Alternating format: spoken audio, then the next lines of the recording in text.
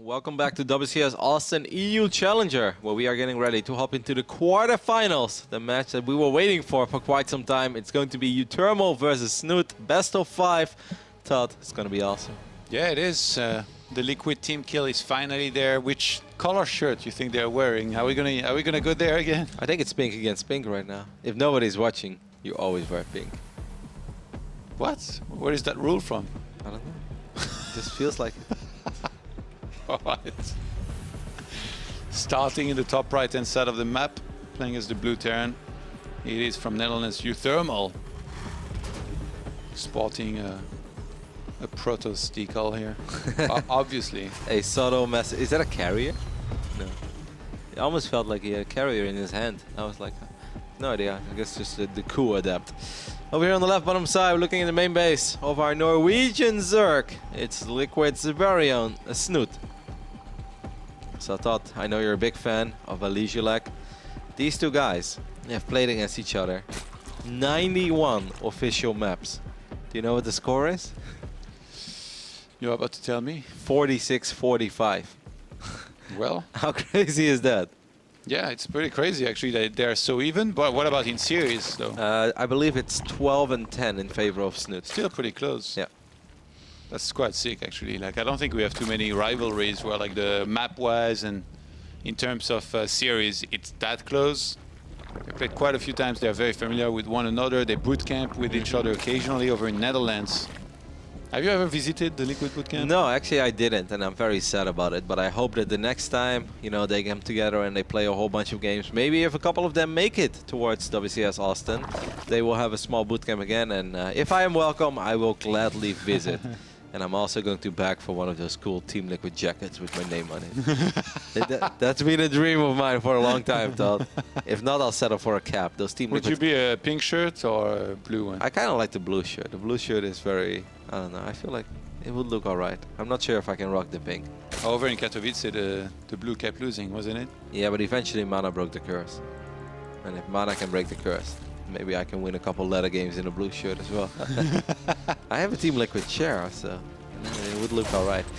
Either way, this should be a really fun best of 5, guys. It's going to be hard for us to make very accurate predictions because these two, they know each other so well. So there is a good chance we're going to see some weird stuff. They are going to mind game each other a little bit. Good micro there on the drones from Snute.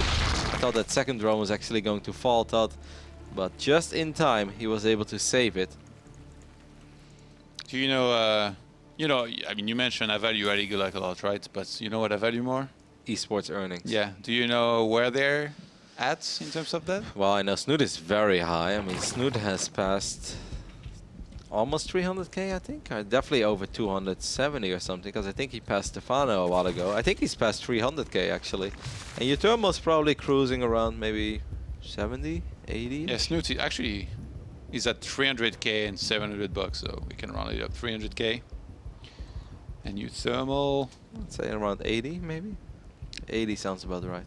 70, 60. 66. Okay.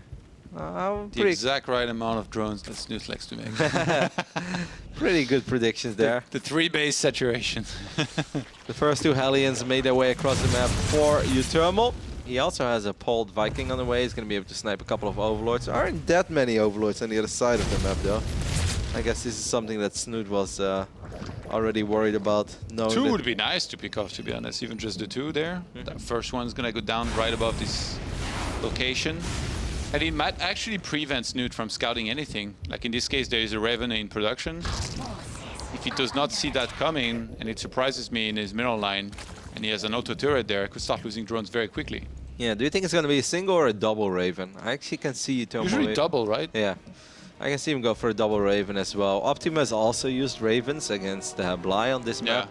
And he told me that he completely forgot his second Raven. And he felt if he would have gone for the second Raven, he would have been able to do so much more damage. As Thermy's going to clean up a little bit of creep here. Yeah, there goes that creep spread. Let's see Snute replanning these tumors there as far as possible. A lot of queens. Wow, 5 So funny, queens. these units, man. It's like 150 minerals units. Chasing 6 aliens and a Reaper. Yep. Ah, good job there. Oh, the grenades! That was sick. Yeah, well done. Good job. First All right. Raven. As I mentioned, we got a Raven on the way towards the main base, and Snute, he has these queens around his natural. He has 20 links as well. That are also actually in the back of his, well, normally third base, this case natural. How many drones, Roddy? The first Raven might be able to get 2. Snute in general is very well aware that this is a possibility, and he should react pretty quickly towards it, or to it. So I highly doubt he ends up losing more than 2 drones here against the first Raven. Very good ling amount, I think, from Snute and location as well, to make sure that these aliens don't speed past those queens to just go and fry a whole bunch of drones. Just a single drone for now, but obviously this Raven ain't done yet. This Raven will come back. Layer has started now. It's a little late, but Snute has been incredibly economic. He's on 55 drones already, and with 8 more on the way. He's going to hit in many places at once here. We've got a Raven setting up hits around that outer base, just right above it. He could actually get a cancel on that base that's about to be taken from Snute, but he just sped past it and missed it, actually. But the double Raven could be very annoying to deal with. Snute has so many queens already now. 7 queens. Here we go. Auto turrets time.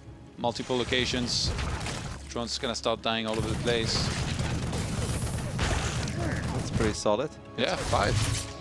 I think Snute was a little distracted dealing with the Hellions in the front. One more out there goes down there. That's nice. 9 drones total. The first Raven only got 1, but after that things went up. And this Raven has energy for a few more. At least 1 more auto turret, and gets 4 more drones there. Well done, Uthermal. Pretty solid opening by him, I'd say. Very important against Snute in particular. Like, he's known to like to rush to a certain amount of drones and then from there be really good with it.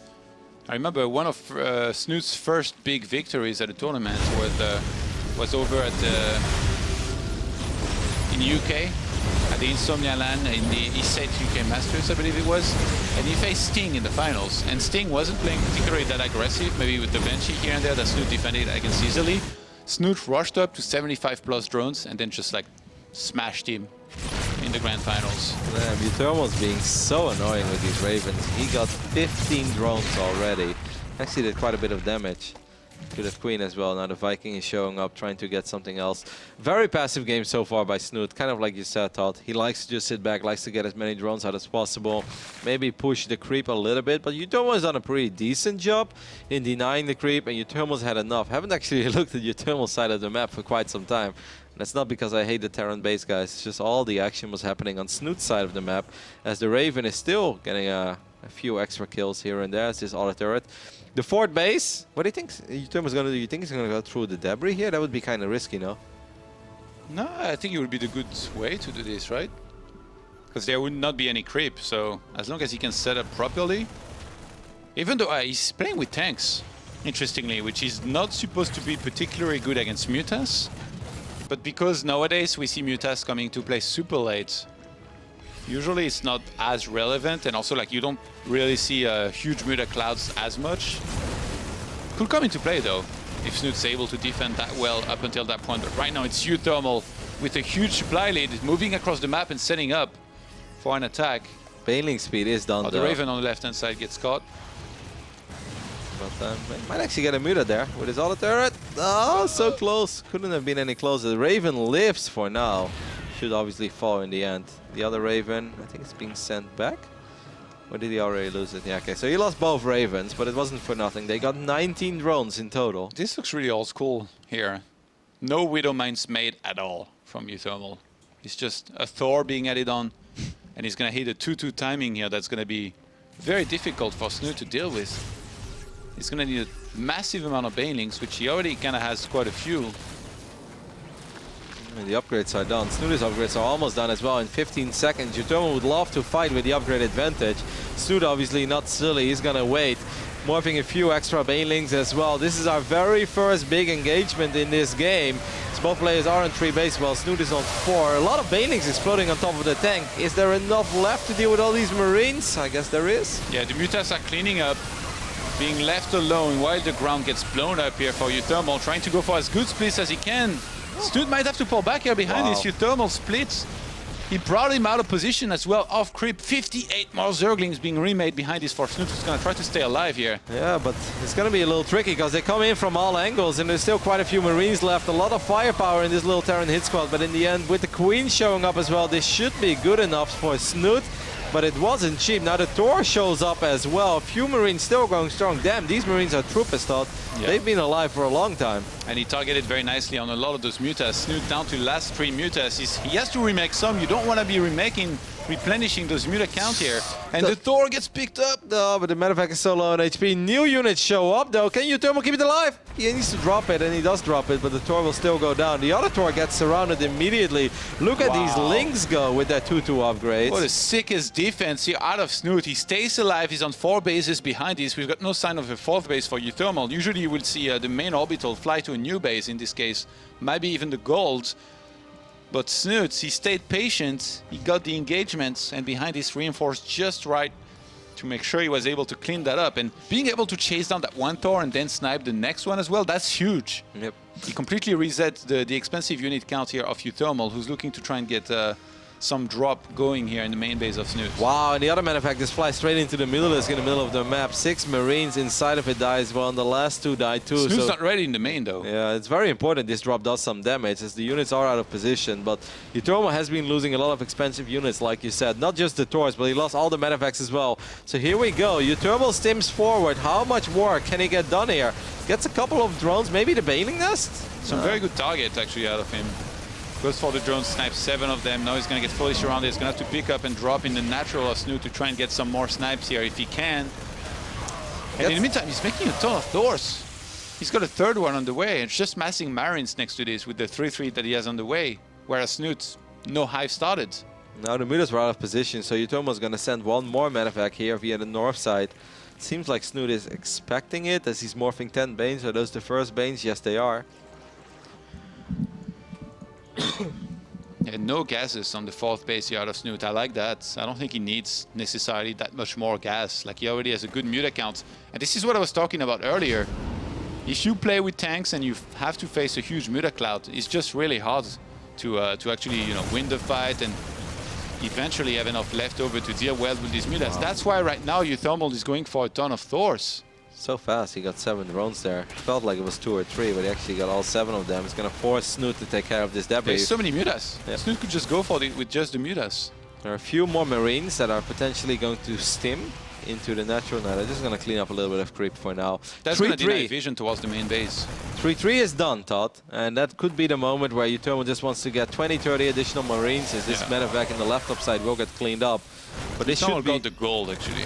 This should be his moment, right? Like, as soon as he gets a few extra Marines. Right now the army is not necessarily big enough. He's only producing 6 Marines at a time. You normally expect a few more in this phase. That's an insane... I hadn't seen this many Thors in a game for a long time, Roddy. Burrowed Banelings, Todd. How many Thors we're looking at? 4. Yeah, with another one about to come out. Look at Snute though. That's a lot of swarm as well. Uthermal throws a scan into the main. Oh! Solid as a rock. Well done. Wasn't like the craziest hit we've ever seen, but that's still nice. It buys Snute time, and Snute needs to get some time. Oh, I didn't realize Hive was so close to finishing, by the way. Just now, he's starting his 3-3 upgrades. Yeah, Alt-Ready Scavern as well. Adrenal Cleanse would be nice when you have this many Zerglings here for Snute, but if I look at his army, I'm not too worried. He set up the trap dot on the right side. Oh my god, Uthermal just turned around. That was well done. The Lynx trying to pull the bio into those burrowed Banelings. God, Snute has so many Zerglings now. Uthermal throws down a scan and he spots those Banes. He's trying to do it on the right-hand side again. While just deciding a couple links. Yeah, the link count just not high enough at this point. This is a very important moment in this game. It's 3-3 for the Terran against 2-2 for our Zerg player here, as a couple of Marines do get picked up. But if Snute ends up losing this 5th base, things will get a little dicey, of course, because it's going to be very hard for him to secure another base after this. He doesn't really want to fight, but Uthermal absolutely wants to fight. He's going to take some clean micro here from both players. Snute has to make sure the Banelings are aimed for these Marines and are not wasted on the Thors, because if he does that, he's going to lose the fight. Especially being a couple upgrades down here. All the mutas could be intercepted. Damn, what's the muta count? 24. Yeah, it's quite high. Oh, some of them get caught. First Ultra is on the way, and Snute might have to cancel the gold base here to try and buy himself a little bit more time. Just keep on pulling back. One Tor is a little exposed. Good job there by Uthermal picking it up, getting a couple of links for free. A few drones are being suicided there as well. No time anymore. Snute desperately wants to buy time for his upgrades to kick in and a couple of ultras to show up. But I think Uthermal had enough of the waiting game, Todd. He smells blood in this water, even though we're not on Abyssal, and he wants to close it out. Can he get the job done? I think Uthermal fully realized what was happening. He scanned the main base of Snute, saw that there was not going to be 3-3 and ultras on time, and he hits the timing here before Snute is ready.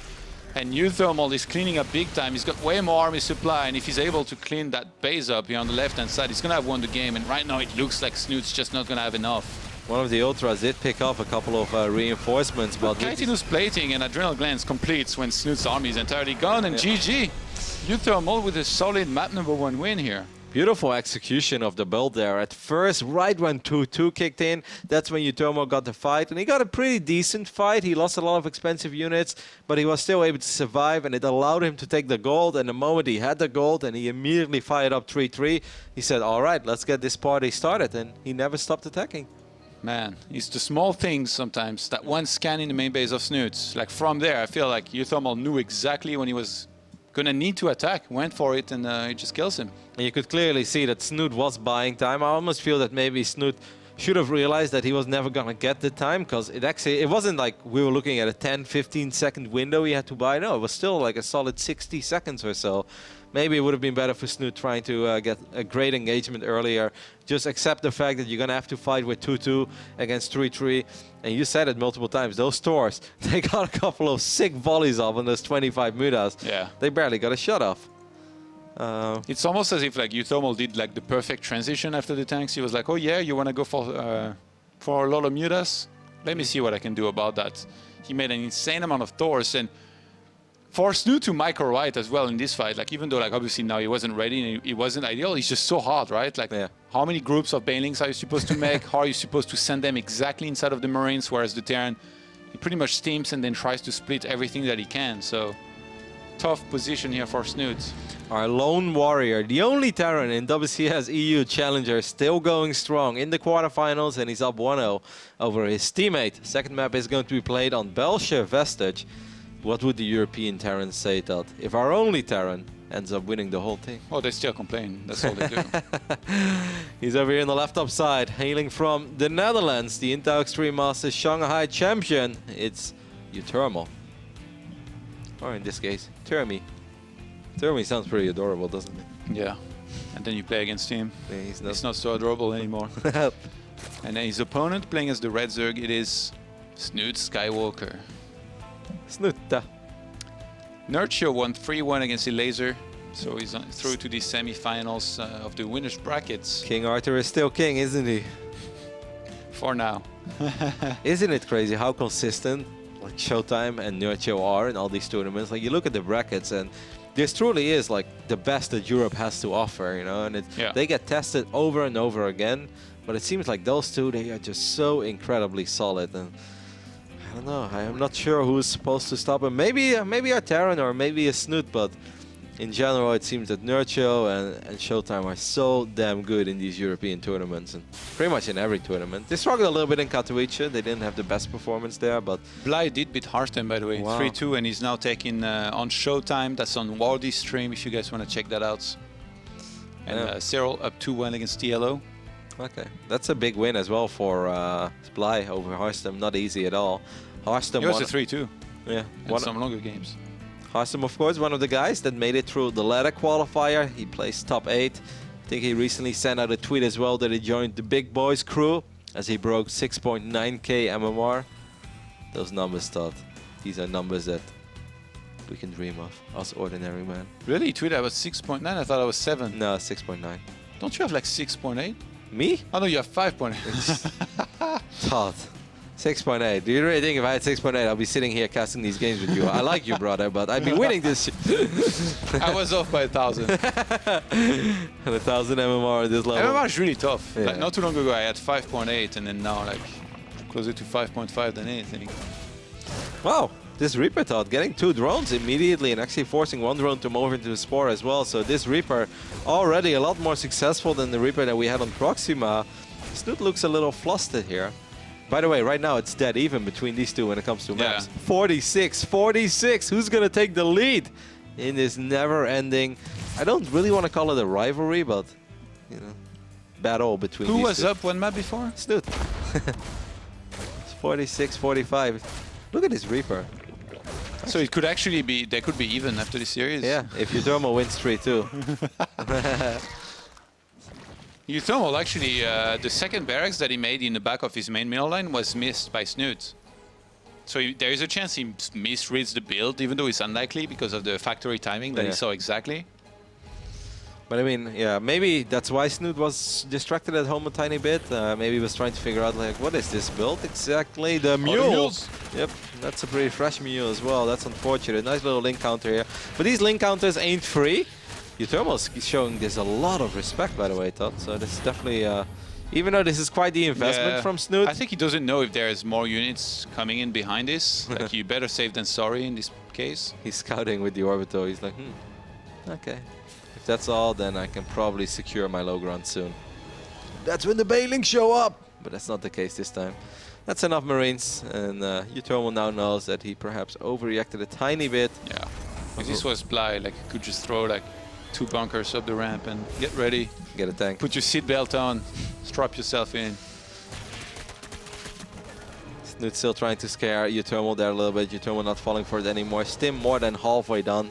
So this is obviously going to be a lot more explosive than Proxima. I enjoyed Proxima, Todd, but there was definitely a slow build-up, right? Pretty much up to the point where 2-2 was done. Yeah. Other than a little bit of Raven harass, we didn't really see that much action. This game is starting off a lot more action-packed. With Snute making quite a few links early on, and obviously the Reaper of Uthermo being a little more successful than we saw before. Alright, the first 2 medivacs are out. Let's see if Snute is ready for this, because right now he's just got a couple Zerglings. There's really not that many of them. Usually when you have 16 Zerglings, you don't want to be taking on 16 Marines with Steam Pack and 2 medivacs. But the Queens obviously are going to be key here in helping and defending this. That one Overlord is asking to die on the left-hand side, by the way. And when Overlords start dying and Zer gets supply blocked, it's not going well. Yep, that is going to be one dead Overlord for sure, but it will give Snute those additional seconds that he desperately needs to make sure that his links were in the right position. And what's up with the Cyclone? Well. I'm not sure. That is, okay, he's going to send it to the main, perhaps?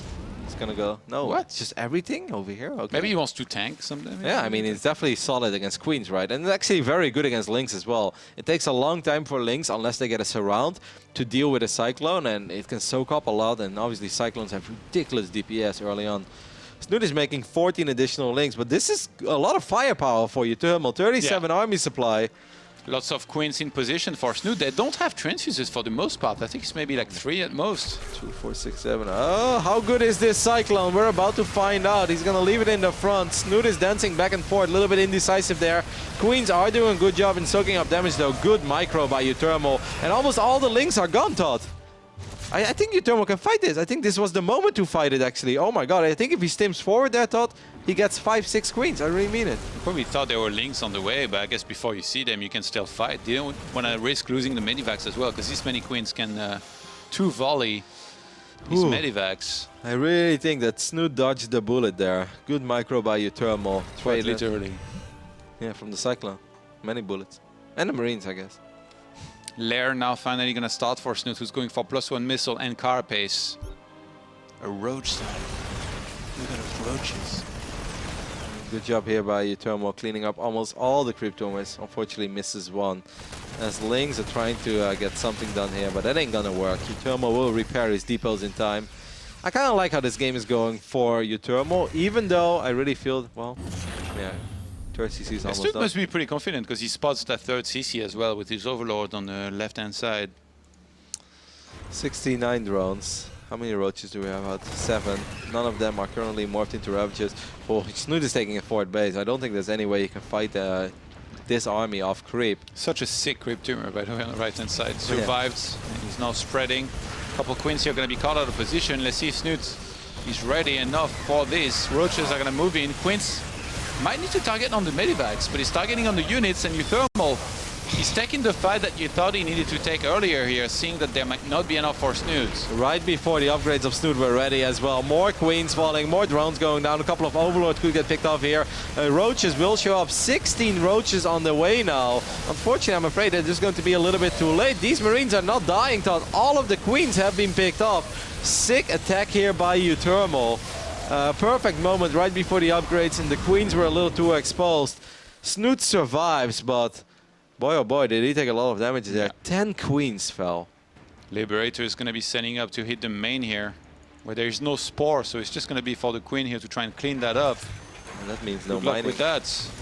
A couple of roaches will morph into Ravagers, and this should allow Thermal to maybe do something about the fort base, which he hasn't scouted yet, surprisingly. He's not pulling back, actually, with the Liberators for some reason. Ooh.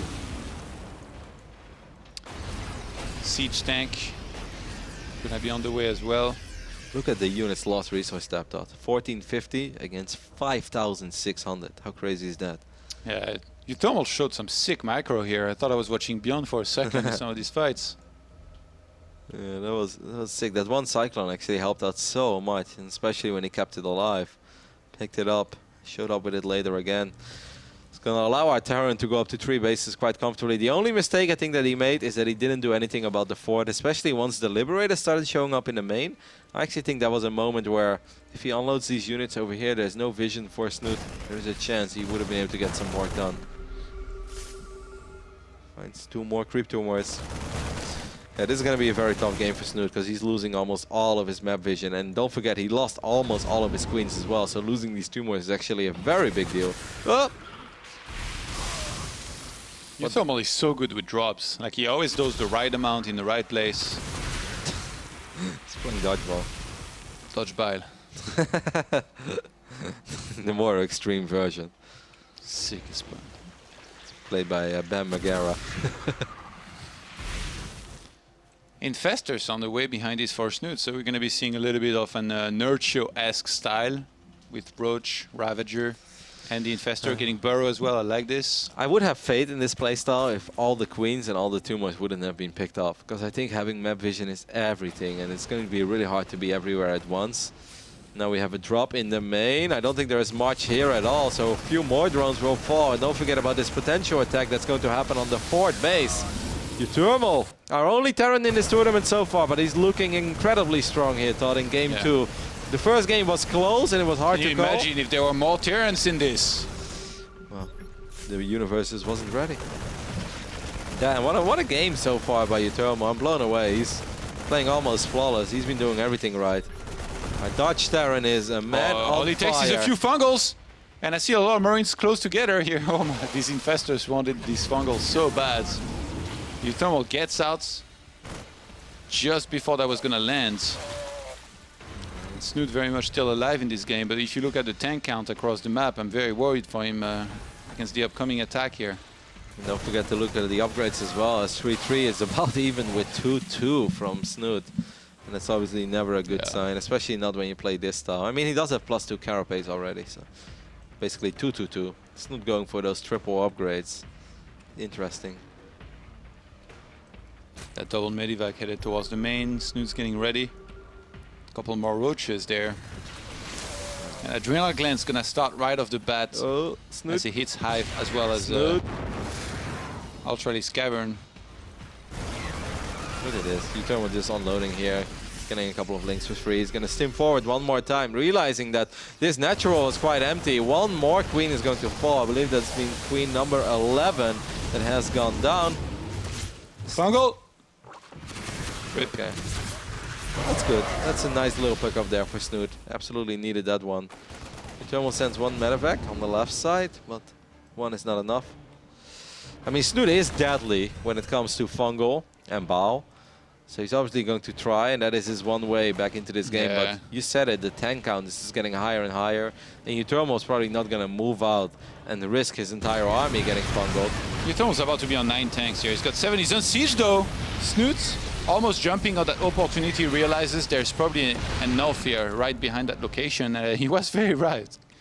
It's a crazy amount of units there for Thermal back at home. He's out of position again, Todd. This fort base is going to take quite a bit of damage. There's only a single Marauder in the mix, so I assume and that big drop in the main. at the same time. Wow. I mean, Thermos is playing great. He's making sure that he's safe at home, that he cannot take too much damage of those roaches. The hatchery took a lot of damage. It did not fall.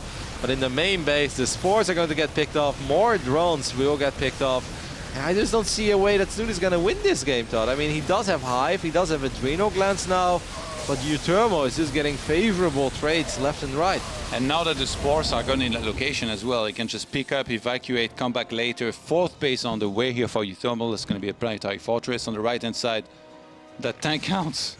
It really worries me for Snute. 10 tanks. With +1 vehicle weapons, +2 on the way as well. And we've got a couple of Liberators in the mix. The Roach one apparently got picked off. The army does get spotted. It's going to be important for Thermal to scan and make sure that he knows where the infestors are, and he does see them now. One fungal. Oh, he gets scanned at the last second. That was a big save here for Thermal, because that beautiful little mix has got that smoothie here of Terran units that would have melted instantly against corrosive bile and fungal together. In this position, though, it's so hard to attack there as well, right? In this little alleyway. Against 10 tanks, like you said. Like, yeah, good luck. Unless everything is on siege. A couple of roaches are going to try to make a counterattack happen over here on the right side as Thermal's dropping in the main as well. Snute is just starting to seem desperate now. He knows he can defend his fort. Oh, the Ultra's cavern in the main. He's going to go down. Some good target fire here by Thermal, realizing that Ultras... If you look at Snute's economy, actually, this is massive that he sniped that. Like, you'd want to be going for Ultras right now to try and hold on and stay alive in this game. He might be going for Corruptors to try and clear out... I don't know. Actually, that wouldn't be necessary, I guess. He got rid of some of the Corruptors already. But right now, the only thing Snute can make is Zerglings or Mutas or Corruptors, and I think Zerglings might be the best option. He might actually lose his production facilities again, Todd. The Spire is quite exposed, and the Roach one is over there as well. Oh, he scans! Just above this, Thermal scanned kind of randomly. I don't know if he had seen the infestors, and he sniped 3 infestors that were there sneaking in from behind with full energy. Oh my god, trying to drop the infested Terrans then, I guess, right? Trying to do some friendly on top fire. of the tanks. That is so sick that he got that, actually. I mean, Snute still has a little bit of money, and getting that fort base is actually a pretty big deal, because if Thermal would somehow take a terrible fight here, how many Ultras do we have? It's 3. Is that enough? I mean, I still that love... location, like, Thermal, he always uses the map overlay so well. Has to be careful here. Thermal's going to drop. Thermal has to be a little bit careful, because he's not very rich. So even though he's been playing a fantastic game, you cannot throw away 16 bio units now, because he can't really replace them. Thermal, not one of those Terrans that likes to fly his main orbital to a new base. He wants to keep that alive for scans and mules. I don't understand why he didn't kill the Roach one, but I guess it's all about the Ultras now. Ghost Academy on the way here, by the way, for Thermal. Which surprises me, because once again, he's pretty broke. And Ghost ain't cheap. Tanks are on siege. He's broke, but he hasn't been losing units, I guess. So he's going to start on building a little bit of a bank, re-expand off the back of this. And he's trying to keep Snute even more broke than him. Yep, a few more drones will get picked off, and this hatchery is going to have to be cancelled. During all of this, Snute will clean up. I don't really understand why Snute is expanding here. There's barely any money left. I think might try to engage into those tanks there. Infestors. Those Ultras took so much damage already, and there's no transfuses available. 2 queens. The infestors, oh god. A scam would be... Another scam would be ridiculous. A couple of fungal would be sick. Oh, here we go. Forcing some of that friendly fire. You might want to get out of there, by the way, guys. That's a lot of dead tanks, though. Yeah, that was sick. Here we go. Snute finally feeling confident enough, knowing there's only 3 tanks left, or lands some massive pile on top of this army. I think Thermal has to pick. I think Thermal has to retreat, Todd. I don't think he can defend this location anymore. He's losing a lot of units to just these spellcasters. And he has so much army back at home. You think he'd want to regroup, but the guy has some serious guts here, staying out on the map like this. Maybe he just feels the moment he unsieges, he's going to lose everything anyway, so he may as well try to, you know, get as many units as he can. He knows the Snute is incredibly broke. He's like, I can't escape. Well, not with that attitude, He's just going to evacuate. This is like that other mission, you know, the StarCraft Master, where you have to do friendly fire. You have to be very careful with how you spawn your infested Terrans. Snute will finally clean this up. And Snute has a bigger army. Snute has a very strong army. He's re-expanding behind his 3rd base back up. He's taking a 4th base. Whereas We've got a new command center that was made from Uthermal. That's going to fly on the right-hand side of the map to take so that. many Ravages. Uthermal has a lot of gas, by the way. Like going to some Ravens here might be really good. But instead he's going for Ghosts. I think he's really worried about these Infestors. Will this map Maybe too worried, to be honest. Like when you have this many tanks. But he's got quite a few Ghosts already to work with. Yeah, I mean, I think he's also quite worried just about the amount of corrosive balls that Snute could drop in a straight-up fight. And he wants to make sure he doesn't get fungled and balled to death. Slowly but steady. Very sick game. It really felt that Uthermal had a hammerlock on it, but Snute did a great job in hanging in there.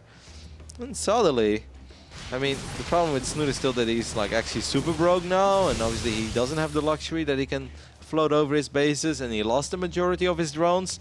It's important he doesn't lose more because he only has 28 right now, and he's gonna lose at least 2. And that's it. Now one base on the right-hand side being blocked by Burrowed Zergling. That has been happening for quite some time, by the way. Finally. I mean, Uthermal. No, misclick. Misclick. More Ravagers on the way for Snute.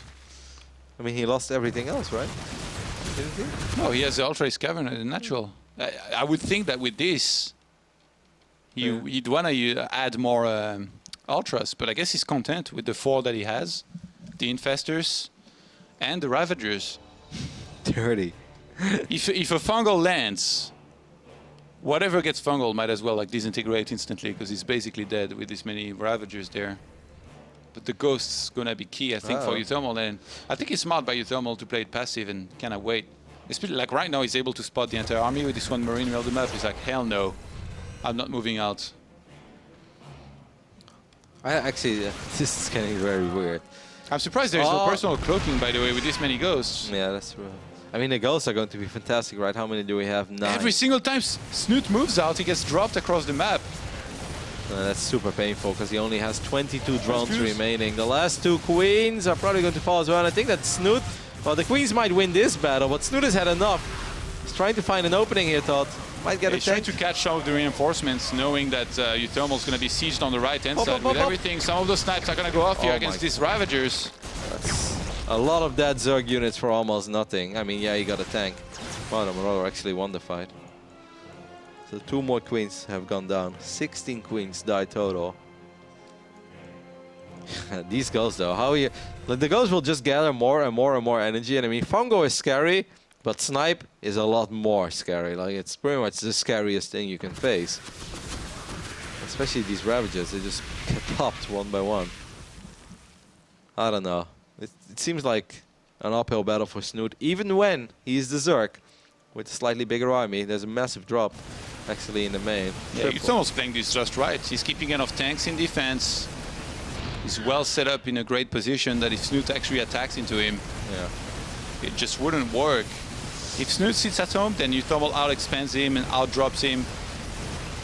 If Snute doesn't expand and goes forward, Uthermal counter-drops, snipes his entire production facilities. He's gonna go for it again, Todd, but has to be careful. A couple snipes, get an Ultra. And that's obviously quite big, because Snute doesn't have much money.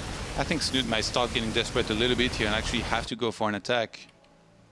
One of the Roach Warrants get picked off, but he's got another one. I assume that he just figured out that one was gonna die eventually. The Ultralisk Cavern is actually getting a little bit exposed now, but it should live, because Snute is coming back. Oh, he gets one of the Infestors there. It almost feels that Snute says like, all right, you just mine out that fort, but if you ever try to take a 5th, that's when we fight. But these trades over the last few minutes have been so much better again for Uthermal, because Snipe is just so damn effective. Yeah. Personal clocking now on the way. There goes to Academy. It's an intimidating looking building, isn't it? You just know that whatever this is, it produces something very powerful. There is no Overseers. Not one. He does still have a hive. Yeah, it is important he gets a couple. He's gonna get a couple spores behind this fort. He's getting tired. Liberators. 14 Ghosts with personal cloaking and 0 Overseers. No, it's gonna be careful. Really worried here. So many Ravagers. These Liberators will just get picked up. At least one of them will. No, move it! Was meant to die, Todd. It was meant to die. Few buy units trying to get a couple some Ravagers. Getting caught. Thermal still being annoying with his drops, but they do get fungled this time. And these two medevacs will get picked off as well. That's a good job. Well, I mean, Snoot's actually doing a pretty decent job in keeping his army around 127. The big problem is still the ghost. I mean, we can keep talking about it, but it's very important because these ghosts, they will just get stronger and stronger and get They're in a more. weird position, by the way. I think he might be trying to hide his scouts. There is not a single blunt ghost here. Sometimes you get a special ghost. For every 100 ghosts you make, one of them comes out with blonde hair. You ever seen it in game? Yeah. It's like you, the blondie. El Guero. And Snute is unaware of the fact that Utomo is trying to take a 5th base. He might see it real soon, though. He's going to have to be careful. Once again, he's trying to get a little bit aggressive. Might get a couple tanks here, but the deeper you go into enemy territory, the bigger the chances that these ghosts will show up. One Ultra is super dead, Todd. If these Ravagers on the right-hand side knew about that command center, that would die very quick. Well, oh, he's moving up. Finds it. Like, oh, what's up? It's a lot of corrosive.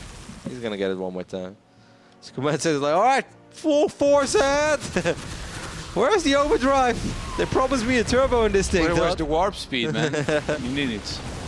At the same time, though, Uturbo's also denying the, well, what is this? The potential 6th base, I guess, of Snute, as Snute tried to take a 5th before. You don't want me to expand, you don't expand to. There you do have the Raven that you asked for, by the way, Todd. There's a Raven on the way. There's plenty of he's getting more orbitals, actually. Yeah, I mean, he realized how much gas he had and actually spent most of it by now. But I think gaining Ravens is really smart. I mean, this can go wrong for both players. Utomo's army actually has been going down. He was at like 110, 115 before. Right-hand side base is going to be denied again. This is getting silly. I mean, Snute knows that he cannot take a bad fight near the planetary against that many ghosts. Utomo knows that if he just waits long enough, eventually he's going to have that many snipes that he can just snipe the entire army, and that's obviously his dream. And he doesn't want to be caught out of position by a fungal. So be careful. If he loses another medevac full of units, things do get a little dicey. It's great, though. I must say compliments to Snute for being able to bring this one back, because things were not looking all that pretty early on. And actually looked like he was in so much trouble when he lost all the queens.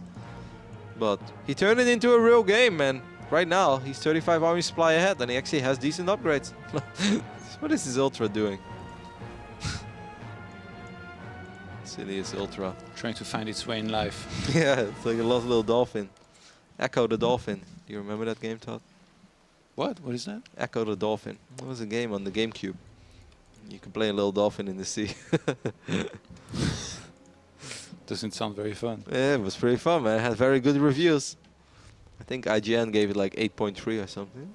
Those were the days, Todd. Not a bad game. Yeah, the reference. Up.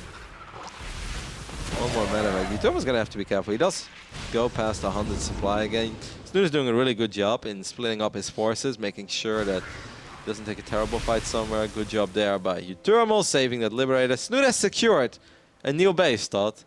We're gonna call it his 5th? Let's call it his 5th. I said 6 before, but let's call it his 5th. He only has 19 drones. Utomo wants to take that base as well. Utomo's moving out, Todd. I think we're getting closer and closer towards the end. Taking a look at his 4th base.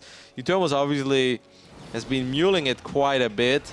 Starting to run dry. There are Brute Lords potentially on the way, but it's gonna take a while. And yeah, if Utomo is really slow with this here, with the Liberators and tanks, it feels almost impossible for Snute to actually get a good engagement into this. Keep in mind he has Ravens as well. this Marauder has a story to tell. Or Raven, rather. It's just one. 140 army supply for Snute against the 108 of Utomo.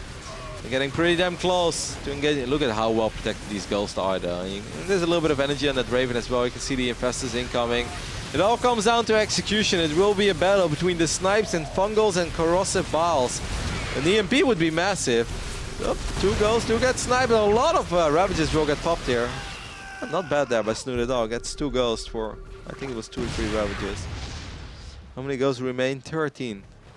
Yeah, they look really fast, by the way, for some reason. The ghosts? Yeah. Ghosts are pretty fast. They got a buff, I think, quite some time ago. They got some sort of speed scroll, man. Alright, Snute is like, you know what? You want that base? Take it! I'll take the one on the other side of the map instead and counterattack your planetary fortress on the right-hand side.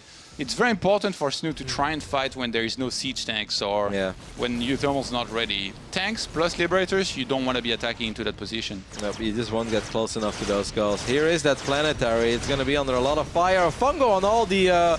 you got to be careful with the Infestors. The planetary could have been focusing the Infestors there. I think that Uthermal missed a small opportunity for at least one free Infestor. First Broodlord, by the way, Todd. I never thought we were going to say it, but it's on the way. One Broodlord. And there are 3 other Corruptors out. So now Uthermal is just going to take this base. What is happening with this game, Todd? I really thought this game was going to end like 15 minutes ago. But now you look at Snute's army. Yeah. They're splitting the map on one of the smaller maps with the least expansions here in the map pool. Both players being really patient about it. They know they're very limited on army and resources. Broodlords being morphed.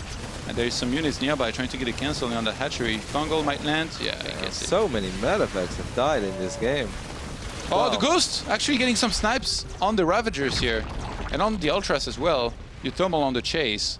And Uthermal saw, of course, that the Infestors were out of position. One more Ultra, perhaps? Nope. I was questioning that choice of having this many orbitals, like as much as the orbital count has been lowered. But when you have this many Ghosts and this strong an army, all that's left for you to make sure you don't mess up is to have a ton of scans, right? And I think Uthermal's done this exactly right. For the people who missed the preview of this game, we went over the history that these two have with each other. They've played against each other on 92 official maps at this point, and the score is dead even. 46-46. They might as well have some draws here. Yeah, because, I mean, I guess just nobody wants to take the lead when it comes to this friendly rivalry that these two teammates have with each other. Uthermal is the only Terran in WCS Challenger. There is $10,000 on the line, but most importantly for all these players is to finish top 4 in WCS EU Challenger, because that means you get a seat into WCS Austin that will be played later this month. That's going to be the next big StarCraft event on American soil. Snute has way more army, but I really don't feel like his army is that good against what Uthermal has. It all depends on like if you can somehow get to the goals right, but yeah, how? Look at not the supply. Uthermal's. I'm looking at it. Yeah, I was like, if you say look, I say look at, and then I don't know why it popped in my head, even though that's not what I wanted to look at all. Look at Uthermal's vision, by the way. He's like got a tight area with turrets, some sick defense, Liberator setup. He's like, you will not attack there and break me. Nope. Sensor tower sees everything headed towards that location. And he's just going to mine out this base now. And Snute is probably going to do the same. Snute is morphing to Overseers, by the way, as you requested before. So he doesn't have any mobile detection right now. Yeah, that was like 20 minutes ago. But they did a good job in avoiding. Snute's... I think he didn't have Overseers for the longest time, actually. No. If well, there's the risk of fungal, right? That reveals cloaked units. But if Uthermal had moved in there, gotten some sick EMPs, the game might have ended already. Uthermal is getting Vikings, Todd, as he probably saw the Broodlords. I mean, he definitely saw one or two of morphing them over here when he was dropping on the right bottom side. Uthermal needs? Scan that right-hand side base, see that there is nothing there to fight, like as fighting units, land a bunch of mules and steal the minerals. Yeah, I definitely think he's been getting a little scared while dropping, because all these Medavacs have just been picked up one by one. I was actually surprised it's only 12 Medavacs that died. It felt like way more. It felt like all game long we have seen Medavacs get fungled and picked up by these Ravagers with their corrosive bow ability. What a game. 2 more command centers on the way. So Uthermal is evaluating vision even higher than adding more units here right now in this game. It's actually good that he gets cheap weapons as well as Vikings to counter the Broodlords, but there's going to be a lot of Broodlords. I think he's going to go for it soon. I have that feeling. No. I think neither player is going anywhere. If anything, Snute should creep spread to the middle of the map, bring some static defense. Yeah, I can see that happen. Why not? I mean, this base is super fresh. It's never been mined off, so he's going to be able to mine it out. He's even long distance mining the remaining minerals. Because he has too many walkers. For the longest time, Uthermal was like on 40 walkers against like 25 for Snute. Now it's kind of been turned around. Scan goes down. I think, having spores there would be so sick for Snute. What, he doesn't have a queen. Would Vipers be useful? Probably not. It's risky against all the ghosts, but I don't know. Might be worth a try. I guess if you have static defense and broodlords there, Vipers can be good if you can catch anything on the ground. But in this case, there's just so many turrets, Vikings, Ghost as well, that it would be pretty expensive to try and go for that. These guys run! Take cover! Being chased by a very scary monster. A couple of drones did get picked off, so that long distance mining is going to be slowed down. There's a sick amount of broodlords. Yeah, it's going to be a little harder for some of these ghosts to get all their snipes off. Obviously, the range of snipe is sick, but if you have to worry about all these broodlings on the ground, it can be very annoying. It can stop the ability. Yeah. It's very hard for either player to attack, right? Like if Snute moves into the static defense and location, it will be a disadvantage. Same for you, Thermal, even though in terms of Vikings, as far as the anti-air goes for Snute here, it's all fungal and corrosive bile. If he gets a good spread out and dances around, he might be able to deal with some of these broodlords, but all of them, I don't know. Like, yeah, I know it doesn't sound great, but I've seen Snute kill carriers with Ravagers. So. I've seen it in my games. I am going to respect the anti-air ability. It's funny that these rocks is still here, by the way. 35 minutes. Yeah, right-hand side base not happening. These guys. These guys. They're so annoying, like literally, like they take cover, like come back with 1 hit points and kill look, something. They're baited as well. They're like, hey, Ultra, you want to clean us up?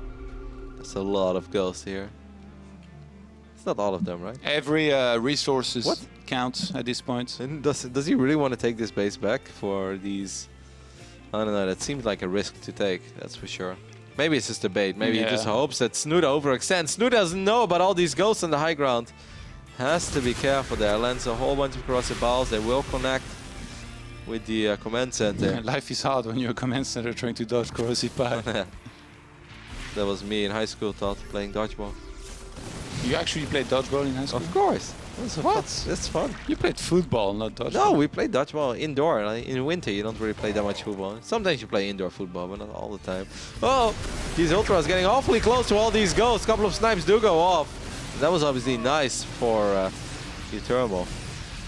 He gets some free pickups and he gets a Ravager there as well.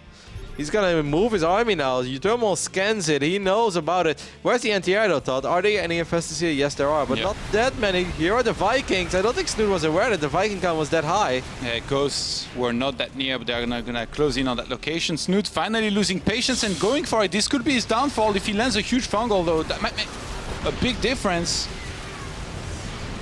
Broodlord's getting a couple of hits off. I mean, he got one tank there, but these Vikings are getting way more hits off. Yeah. He's picking up one of the Broodlords there as well. Thermal not allowing these fungals to land here. And he's still got a ton of ghosts. Yeah, really good Viking control, making sure that he stayed out of infestor range. I'm surprised the army value is not even, like, not more in favor for Thermal.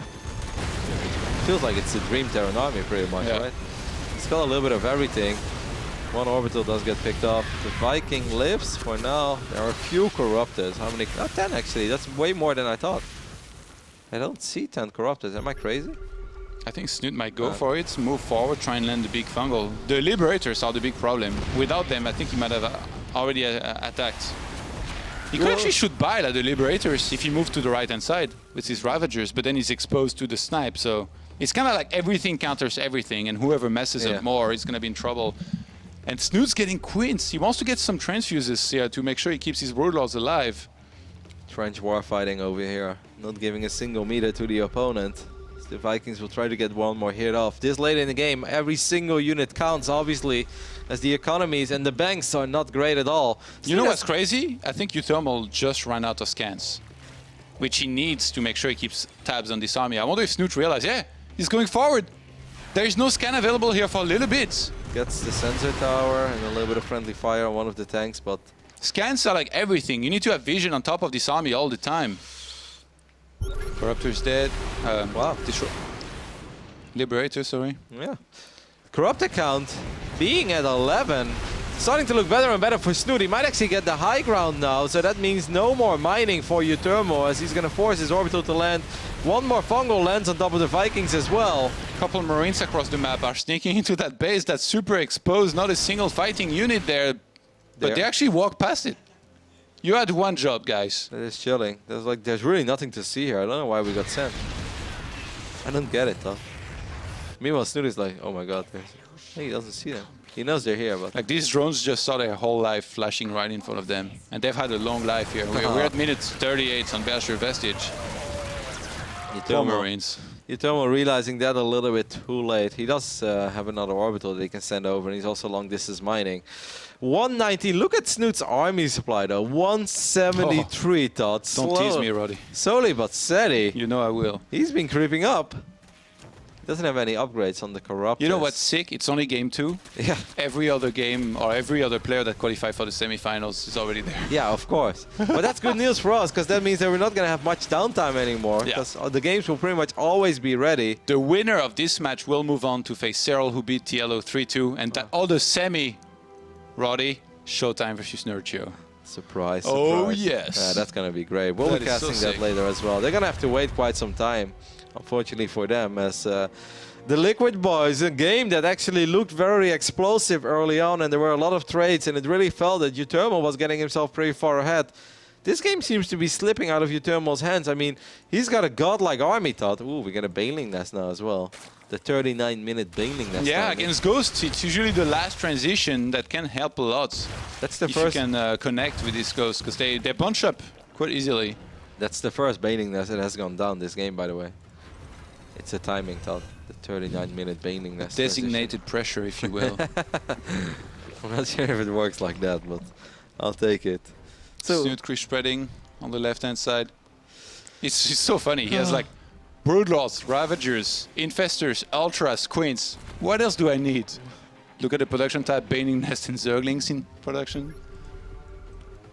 Interesting how that works. Uthermal finally is losing patience, I think, a little bit, realizing that he's not mining on the left-hand side. He's going to move towards the right-hand side. I mean, there was a time that the armies were like 10, 15 army supply apart. Right now, it's 60 in favor of Snute. And Snute, somehow, some way, got himself a little bit of a bank. It's not a great bank. Look at this. Isn't this beautiful? You know what I say, right? The soup never lies. But in this case, it might. I really feel like Uthermal has a chance to win this if Snute overextends.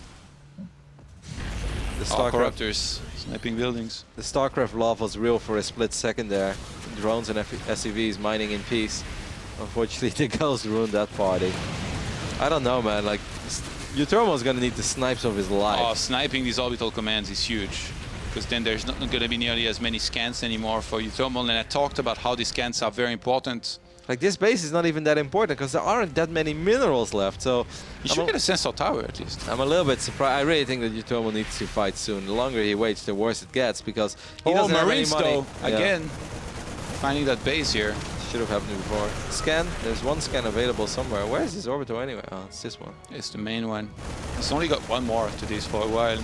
All right, so that's going to be it for the mining of Snute as well, as he's just back to 5 drones. But he does have a little bit of a bank, 1,600 minerals. Snute's going to split. You have to be careful. If you go into the main, there's no way out. That's Hotel California, because that's where you're going to get contained by Ghosts and Liberators and Vikings. The Queens are still across the map here for Snute. He might want to rejoin his army with his, Fabulous. especially with the one on his bases at the bottom.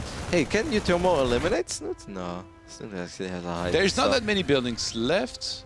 Oh no, there is actually. Yeah, it's quite a bit. That's a lot of HP, especially the hive. That's not It's 18 buildings left. Meals being dropped, steal these last minerals. The real problem is the Corruptors. If there weren't so many Corruptors, maybe he could use like the mobility of some medivacs, which he's actually kind of run out of, so never mind. God, I just want to look at Snute. Snute is almost maxed out on pure army, Todd. He's got 5 drones and 194 army supply. If Uthermal snipes his entire army, I never want to hear a Terran complain again. Because then the Ghosts are obviously pretty damn good. He could EMP? No. He wants to. The Zelnaga Watchtower would have been sweet. Yeah, the Queens. He's forgetting the Queens. I think it's happening, Todd. Snute, with his 194 army supply, is going to move forward.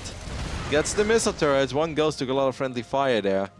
Setting up preemptively these infestors. They're going to pull him back, knowing that he got scanned and there could be a snipe or EMP in the works. There is creep indeed, like you asked for before. Yeah, it's very important, that speed and vision. The Viper! Snute is like, what do I not have yet? A Viper. He doesn't need many, but just a single Viper can already be useful. Yeah. One parasitic bomb. Yeah. on top of this. Oh, look at the Corruptors. They're going to get a Viking for free. Every unit counts. Ghosts were a little late on the party there. Is that a fight that Vikings can even take? Roddy, Yo. 100 army supply difference. Snute at 202, 190. That's one of the biggest armies I've ever seen, I think. 197 supply of Zerg army. No drones, not queens or anything. No. It's fighting units. Look at this army value. 11,350 in minerals, 7,450 in gas. Pretty big gap. Hey, I love how there's only a 0 in front of the 43.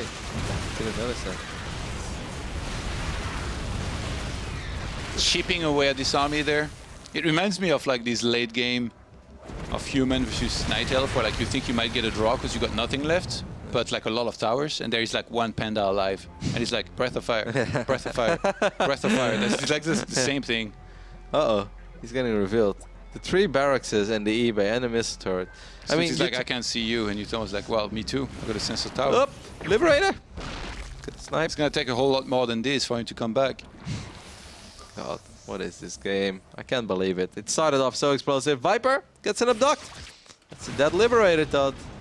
Every unit that dies. Corruptus gets sniped but won't die. Pew, pew, pew, pew, pew. Transfuse, transfuse. And the Queens are there now as think well. So if he loses some hit points on some of his units, as long as he transfuses behind, it's gonna be fine. Don't you feel that Snute can like A-move if you split the army up? Like, Do you know how many games I've thrown? Come on. I would wait as well. One more Viking does get abducted.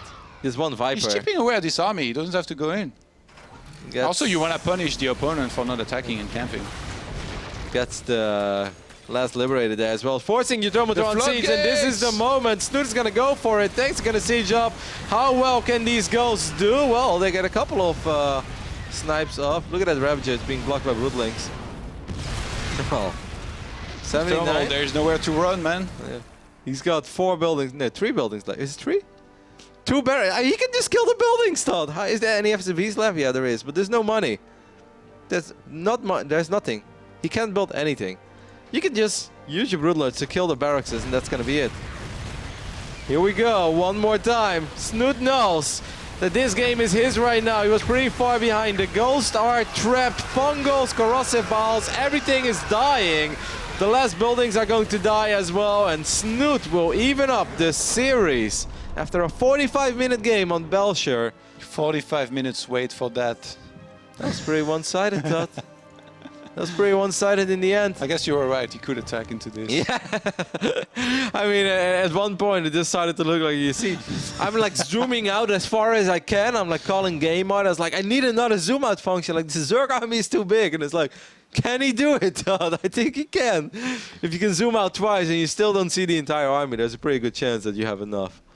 Wow, I can't believe Snute turned it around, though. I really thought he was almost dead. Like, I felt that Utomo was doing fantastic early on. Utomo lost 1,200 resources when Snute lost 5,500. I think at a certain point he should have kept the units together and just go for it, try to close it out. This game we don't see too many games that are this long nowadays, too, right? This game was so long that without playing a ladder game, I gained 8 ranks in Grandmaster League. If they keep doing this all night long, I might end up rank 1. That's sick. I can't believe you look at your ranking in between games. No, it came in handy. You had to make this joke. I just noticed it. All right. Abyssal Reef. All right. 3 Rax Reaper. Yeah. I mean, this has to be exhausting for the players as well, though. That was a very draining game. Cause even if it looks like maybe for 15-20 minutes, not much has been happening. If you're a player, you're on the edge of your seat because any moment, snipes or fungals or balls can turn the game around. So even when there is 15 minutes of no fighting, that can be even more intense than the like I'm dropping here, I'm dropping there, because that's what players are used to in general. Got some results. Mana beat Denver 3-0, so Denver's road is going to end there. It's going to be TLO versus Mana in the loser brackets. And Stefano lost to Namchar, so he laser against Namchar. Guru 2-1 against T-Drogo right now. He will face Bly if he wins. Hey, we got Guru against Bly. I asked for it. That's one that I'm going to watch in the B stream. That's awesome. The madness, man. Shame for Elias, no? Stefano, both series, 3-2 in the ZvT. Yeah. Still impressive. Against pretty good players. Yeah, I mean, for sure, both of them qualify. Well, not Sarah. Well, everybody in this I want to.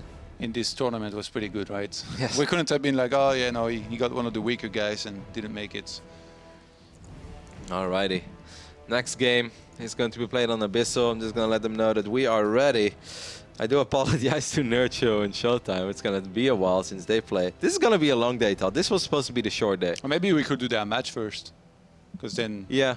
like Snute or Thermal gets a bit of a break. Yeah, that's actually much better. I think that's much fairer. It's going to make But then it... Cyril's going to wait a while. Well, Cyril has 7.1k MMR, Todd. I'm sure he's waiting for a while. Maybe he can lose a little bit Yeah. so you can rank higher than him in the second. You're going to have to lose 74 games in a row for that to happen. He's got plenty of time. Yeah. Alrighty, game 3 is live between these two. As Snute has once again taking the lead in the direct head-to-head encounters. The score is 47-46 in favor of that Norwegian man. But we're looking at the main base of our Dutch Terran. He looked like he was ahead. In the end, the game slipped away. It's Thermal.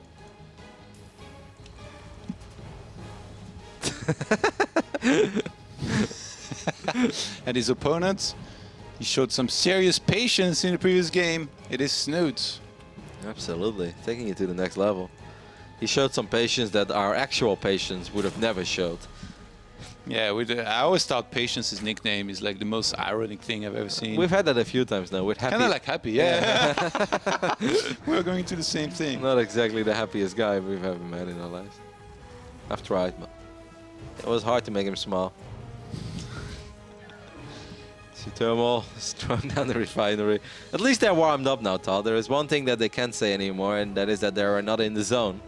If they didn't warm up enough before this tournament started, they have to be warmed up. Where's that 3Rex Reaper, though? It's not the worst map ever for Reapers, but it seems that slowly but steady, Thermal has moved away a little bit from the Reaper openings, hasn't he? He's trying to get away from his past. Oh, yeah. He's going to catch right back up to him. He's going to leave his sins behind. He's going to Terran Church every Sunday. Forgive me, what's the leader of the Terran army? Jim Raynor. Forgive me, Jim, for I have sinned. I was supposed to build Marines, but I only built Reapers. We forgive you. I don't think he will mind as long as he brings victories to the Terran. I guess, but I mean, I'm sure he'd love to take part now. It's not Jim Raynor style to just sit behind and not participate in battle. Even if you go 3x Reaper, you're supposed to build one Marine to honor Jim. Only if Kerrigan's involved, man. 2x opening once again for Thermal. We saw him in the previous game was really successful, especially the moment that Cyclone showed up. Even though he didn't end up winning the game, I still felt that his opening was super solid. And the game was perhaps his to take, but great comeback by Snute. Took a little while. Don't forget, Snute lost 2 drones as well in that previous game against the Reaper. That's not gonna happen this time. Thermal's Reaper micro, like not just when he's playing proxy Reapers, but even with that just first one, look at how much pressure he applied there. Yeah, he's always so sick. 6 links. He forced. This is ridiculous. Still well done by Snute there as well, not losing a single. Oh, Queen is out of position. I feel less bad about losing two or three probes every game against Thermal now. I don't think that would ever make me feel good or any Protoss. I hate losing workers to a Reaper. I think every Protoss or every StarCraft player in general does, because it's one of these things where you look at these pro games, right, and you see drones being saved, pros being saved, and they always make it look so easy. And then you play against a good Terran player and you're just like, I'm losing 2-3 workers in the beginning of the game. Why is this happening? 14 links on the way. Thought he already made 8. That's 22 Zerglings. I mean, we saw quite a few links on Belcher as well. Yeah. I think Snute might be trying to hit a timing maybe before the... He just wants to get the critical mass of Marines that can properly deal with this. Thermal, however, is up his ramp, standing on top of the gate. Is the Marine count high enough? 8 Marines against 22 links. I mean, you have to be in a choke point for that to be a winnable fight. There is no bailing nest, but these mules, Todd, are still pretty fresh, especially the top one. You should have sent an overlord in. Bring the Marines out of position. Mules will get picked off, a single SCV does get picked off as well. Snute is actually going to go up the ramp. I'm not sure if this is a fight that Snute can win. Those Marines had an excellent position, being protected by the SCVs as well. So in the end, it's 2 mules and an SCV, and lost mining time for 12 Zerglings. Definitely better for Thermal. Yeah, better than last game, that's for sure, right? Last game it felt like he lost more. He was also forced to lift up the orbital for a little while. But I feel that this game Snute made his units even a little earlier than he did on Belcher. Let's see if Uthermal can get something done as soon as these first two medevacs are out, as Stim is about to finish up. And it will all come down to unit positioning for Snute. Yeah. I don't know, man. I was fearing the worst for Uthermal. I was like, he's going to lose all the Marines and stuff, but solid defense here, staying up the ramp, using the SCVs to block off some of these units. Like obviously losing 2 mules is costly, but they had been there for some time already. It's creating a little bit of a SimCity at home, make sure that he doesn't have to worry about it. Same build again, is going to add that one Cyclone for that next push when medevac number 3 and 4 are available. And there is a good chance that by then maybe Combat Shield finishes up as well. Let's see what these... So many queens, and he's getting 3 more. We saw that last game. Snute loves his queens. He's going to be missing on a couple of those injects though. In a second. 15 Marines against a whole bunch of Zerglings and 6 queens. I don't think this is a fight you can take. Uthermal knows it as well. Doesn't want to take too much damage on his medevac. Can maybe... I like the way Uthermal does this push, by the way, where he waits for the Medivac 3 and 4 with the one-man army Cyclone that he's going for again, and making more Marines. Picks off a couple of these Crypto Wars, but he did just drop 2 scans, one to see the army in the first place and now the second one. So those are 2 mules less that he can work with, but he does have full saturation. Try to go for it, but he's just gonna wait. It reminds me a tiny bit of the push that the Muslim did for a long time, where he would always hit with 4 medevacs full of Marines, but then he would have 1-1 upgrades. No Cyclone though. Would hit a little bit later than this, I guess. So let's see how it goes this time. Stimming forward, there is no bailing nest. There's a lot of firepower in this army again, but that is so many queens and a couple of good transfusions being dropped as well. The Lynx is kind of getting picked up one by one. No Lynx remain. Now these queens are starting to fall as well. And it seems like this went even better for Uthermal. You remember last game, Todd, where I felt he could have got all the queens? This time he gets all of them. And this is one of the best timings you can do against this mass queen style here, just before the roaches are out. Snute messing up a little bit. He's going to be losing a ton of drones here for this. And in the meantime, Uthermal, remember that back at home, he's just getting these upgrades going. He's getting a 3rd command center, and he's going to be all right. Wow.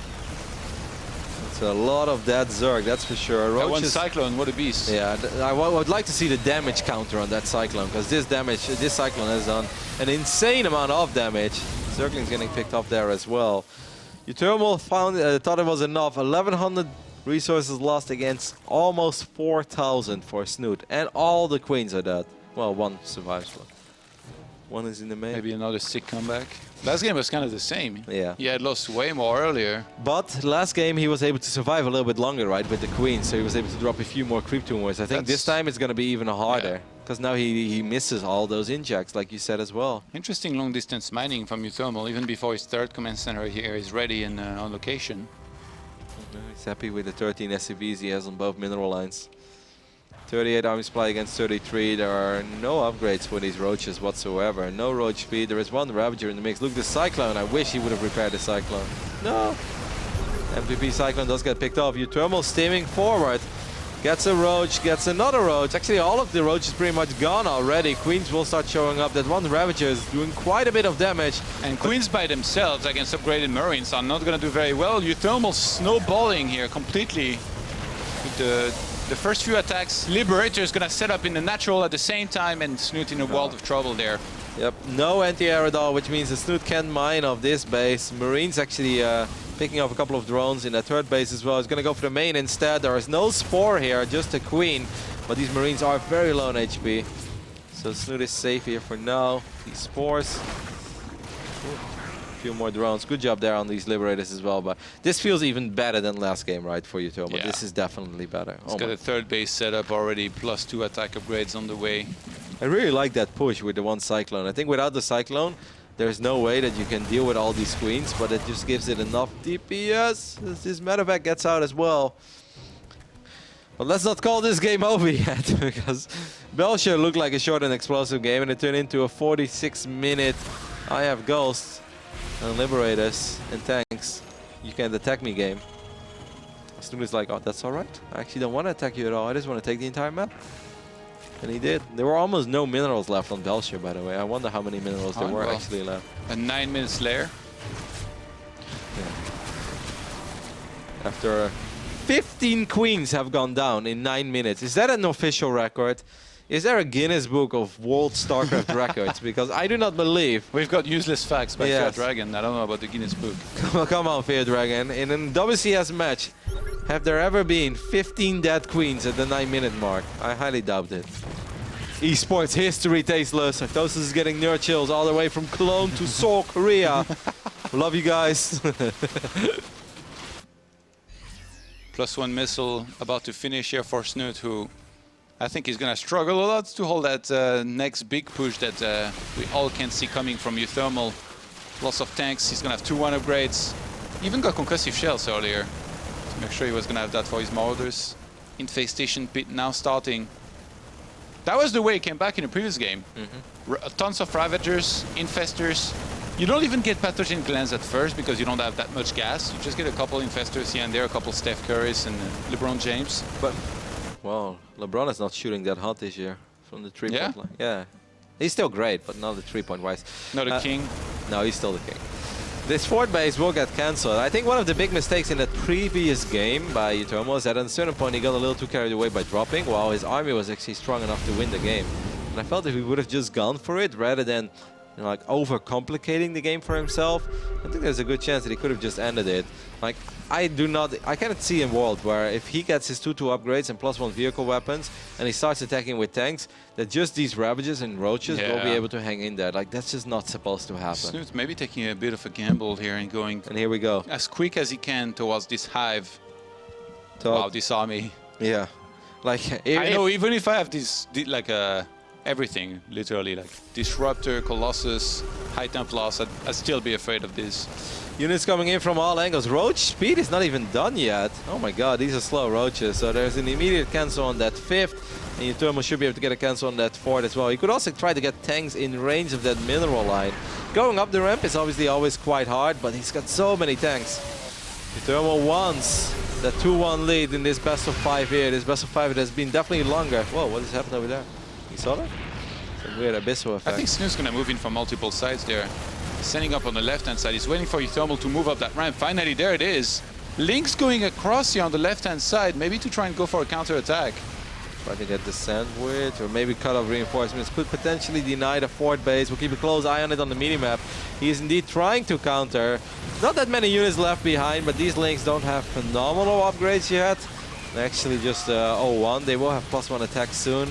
It's enough to deal with these Marauders. Actually a pretty successful counter-attack, but Snute lost his natural. He is getting a great aspire. If Snute somehow survives in this game again with like 1 mining base, I'll go crazy. It's gonna be tough. I mean, oh, Snute! look at the bottom of the screen, man. I'm looking at it. Yes. 199 supply against 154 right now. Snute wants to get Broodlords out. He's doing whatever he can to get Broodlords out. Yeah, he's gonna get a cancel on this fort, so he's absolutely doing the best that he can, but it's just not going to be enough. Uthermal will not give him the time this time. As Uthermal, the Dutch Terran, takes a 2-1 lead in this pretty epic quarterfinal. Team Liquid, Team Kill start. They have to happen, but maybe it's for the best sometimes. Yeah, it is. Like, these games have been really good. In this case, Snute's not quite able to get to Broodlords on time, and the initial attack, it's funny because like it's the one as well that you said last game, like you should go for when there was only queens left over. And that one in the game, maybe that was Uthermal's analysis of the previous game. He didn't even look at the late game. He was like, why did I pull back? He only had queens left. Maybe, like, even if Zerglings are coming in behind this, I can just pull back, pick up, and then leave. So I should have stayed and tried to finish. The thing as well in situations like that is that even if you have like 8 or 10 or let's say like 16 Links on the way, they won't all 16 won't show up at once, you know? Like, they come from different hatcheries, so it's actually really hard for Zerg to hang in there on a moment like that. You have to fix your rally punch, you have to pull back with the queen, you have to make sure you have enough Links.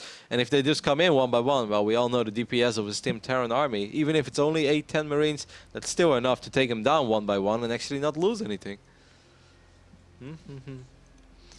Alright, go, invite. There is... Man, I'm so excited for Showtime Nerd Show. I know, it's a classic. If it's half as good as the finals of Tour, right? Tour, then we're in for a treat. That's probably one of my... The sickest thing about that matchup is that like it's in semi-finals of the winners bracket there. It could actually be the grand finals of the actual tournament in Austin, like very easily as well. They are definitely in shape. The record speaks for itself. They are just not losing a whole lot other than against each other. But we're not there yet, and we'll see how it goes. Let's see what's going to be the semifinal. Don't forget about Serral. We can't sleep on Serral. Serral is also an absolute monster at the moment.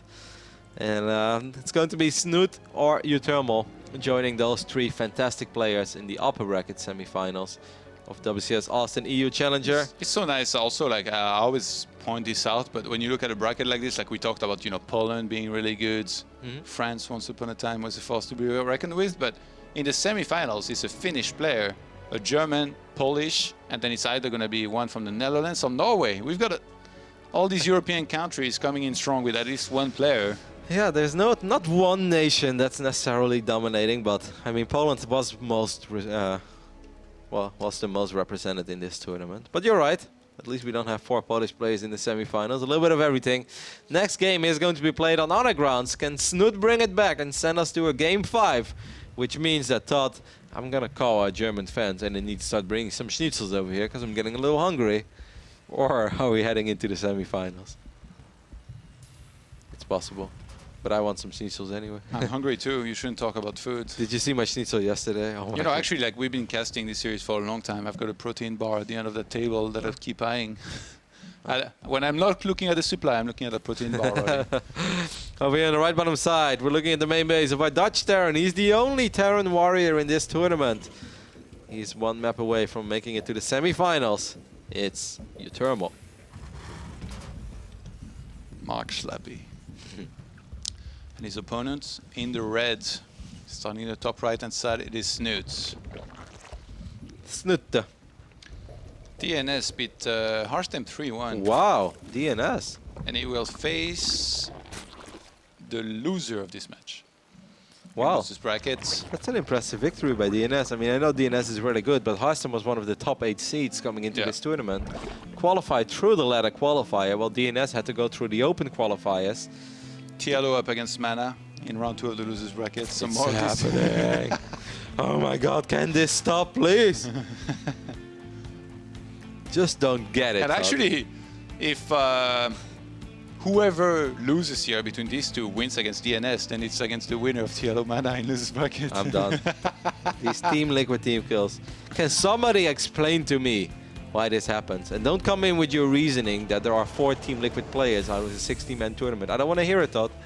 I just want to be upset about the fact that this has to keep on happening. Why can't they just all not meet each other till the final 4? Why? Yeah, I just don't get it.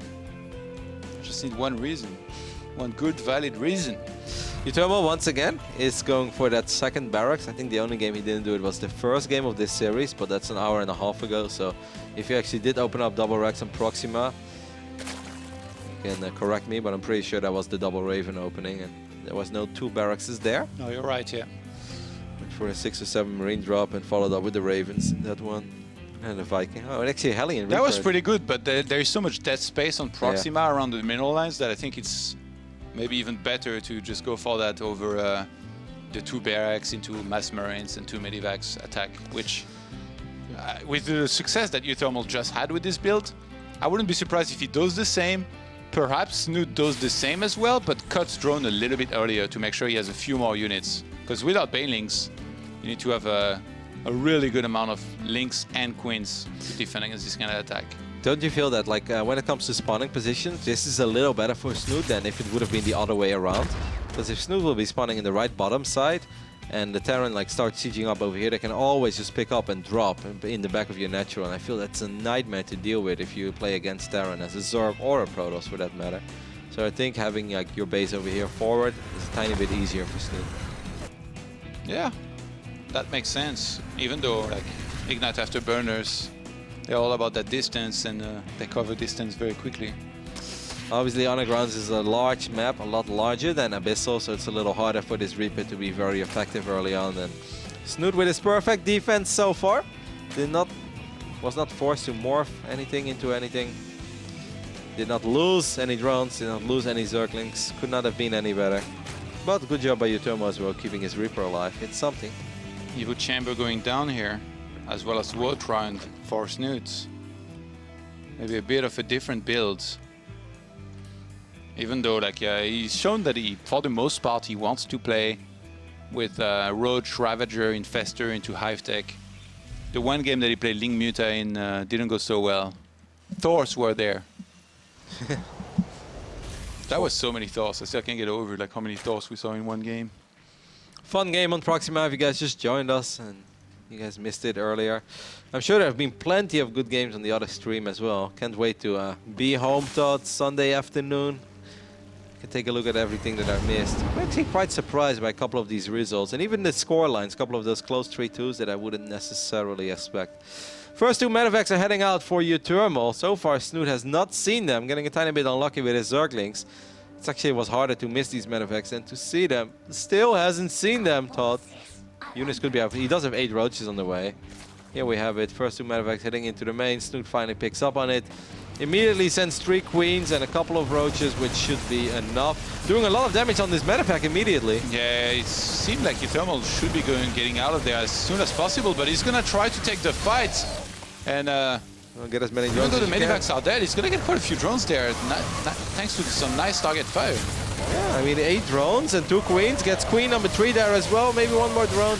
9 drones. Thermal's micro when he does these attacks, he's always so good. Like most Terrans, they might even just get out of there because they wouldn't be confident enough that they can get the right snipes. But he really reminds me of Bjorn in a way with this, where he makes the most of just out a few units.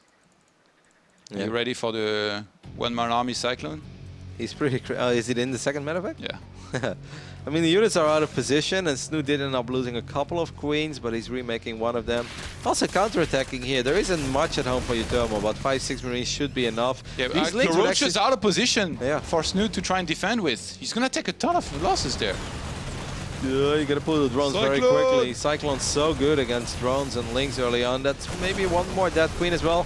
Thermal instead is gonna work on this hatchery a little bit. Now he turns around, gets that queen. No, he doesn't. Good transfuse by Snute.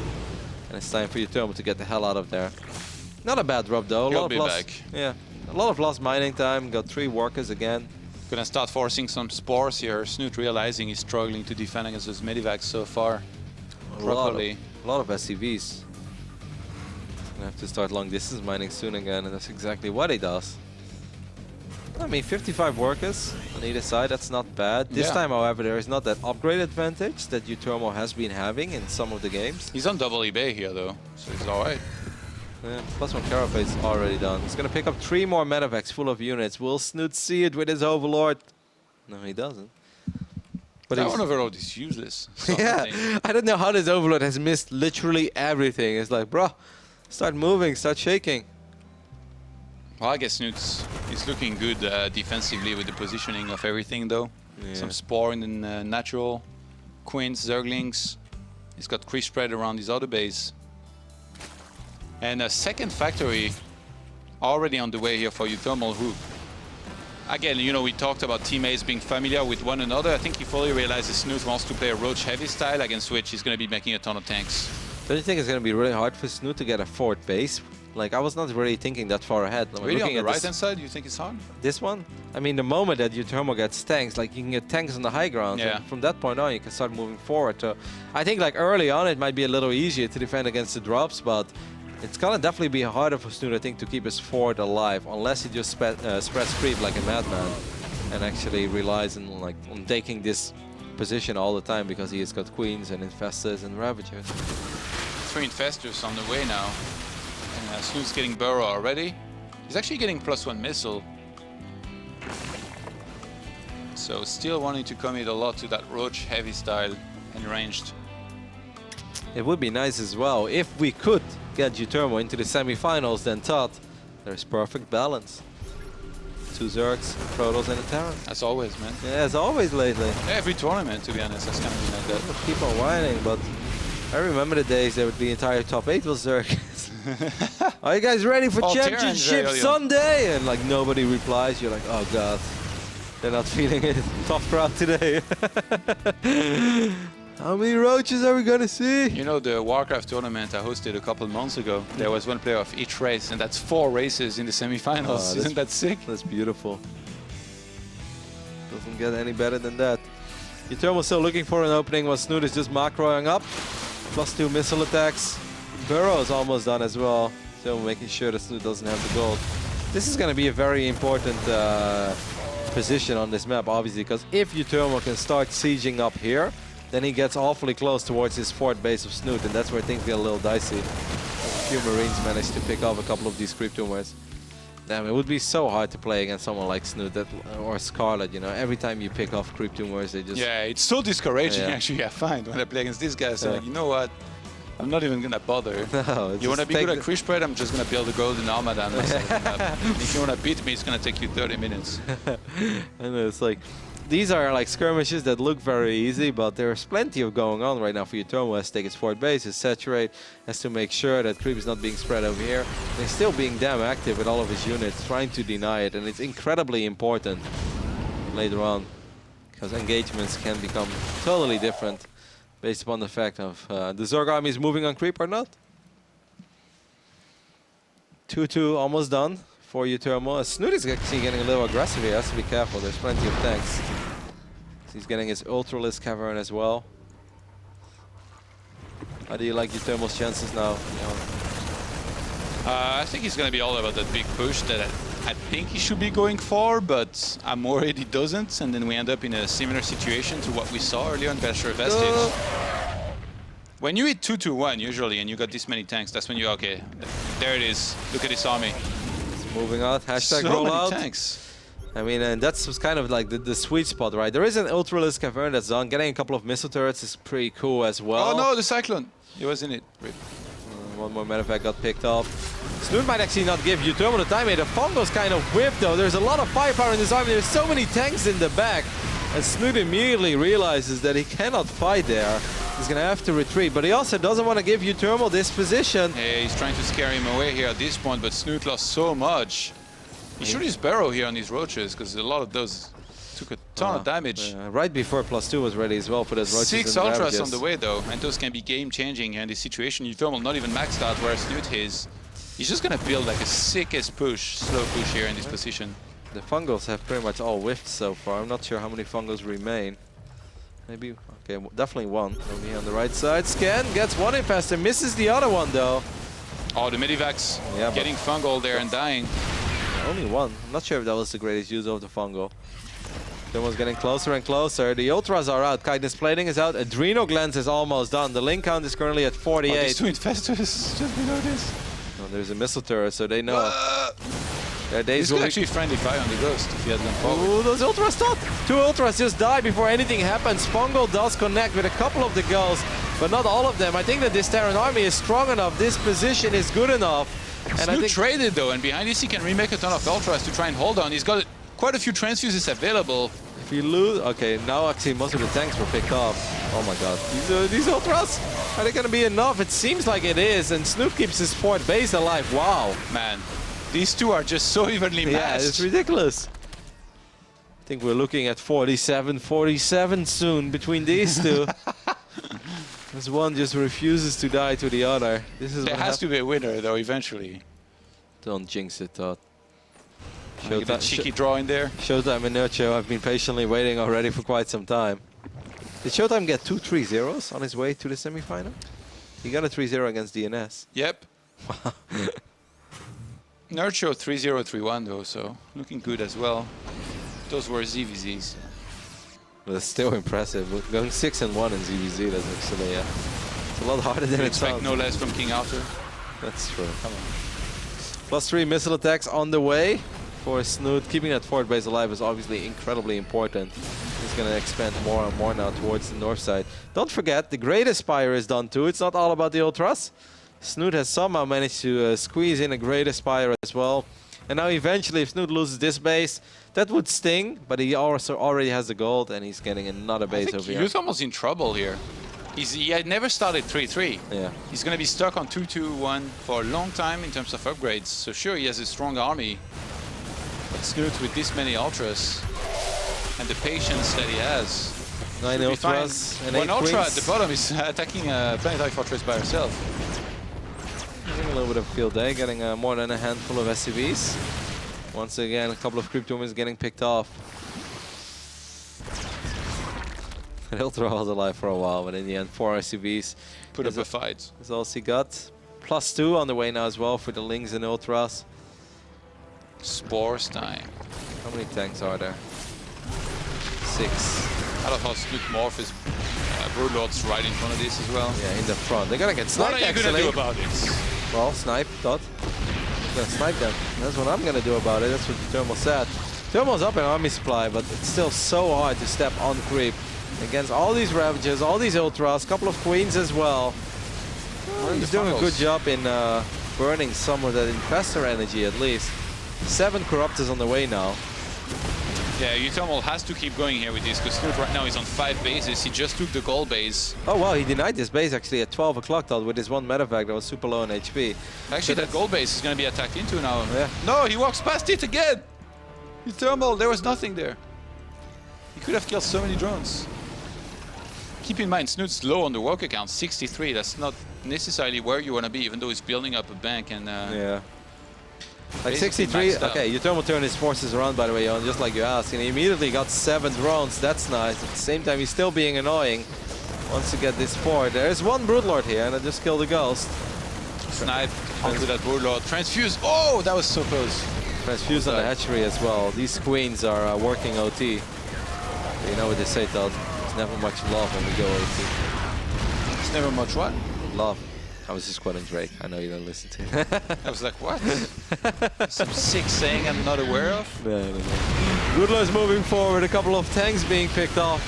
Actually, that's 4 or 5 tanks immediately. Now the Ghosts are coming forward, though. Look at all these Broodlords, Todd. A lot of them get sniped. Oh, and some massive fungals are gonna land there. Yeah, that was still pretty good for you, Thermo, I feel. Yeah, if you leave this Ghost alive, the Medivacs can bring them back to full hit points. So I thought that he was gonna actually attack into this. And the double drop at the gold now. Most of the units are out of position. Can Uthermal pick off this hatchery? And if he does, that would be massive, because then he knows that Snute is gonna get quite broke. Oh, but he sends almost everything, and on the right-hand side, Snute gets attacked into the hatchery. Wow. Even these 2 Broodlords, they were exposed for a little bit. Uthermal will play it safe and pull back behind this. That was his sick, supply has though. been plummeting. Got both hatcheries there, Todd. He got 2 for the price of 1. Gets an Ultra there as well. I told you that this position here on the high ground with the tanks and Misters is godlike. Broodlord's a little bit too far forward. Are gonna get picked off again.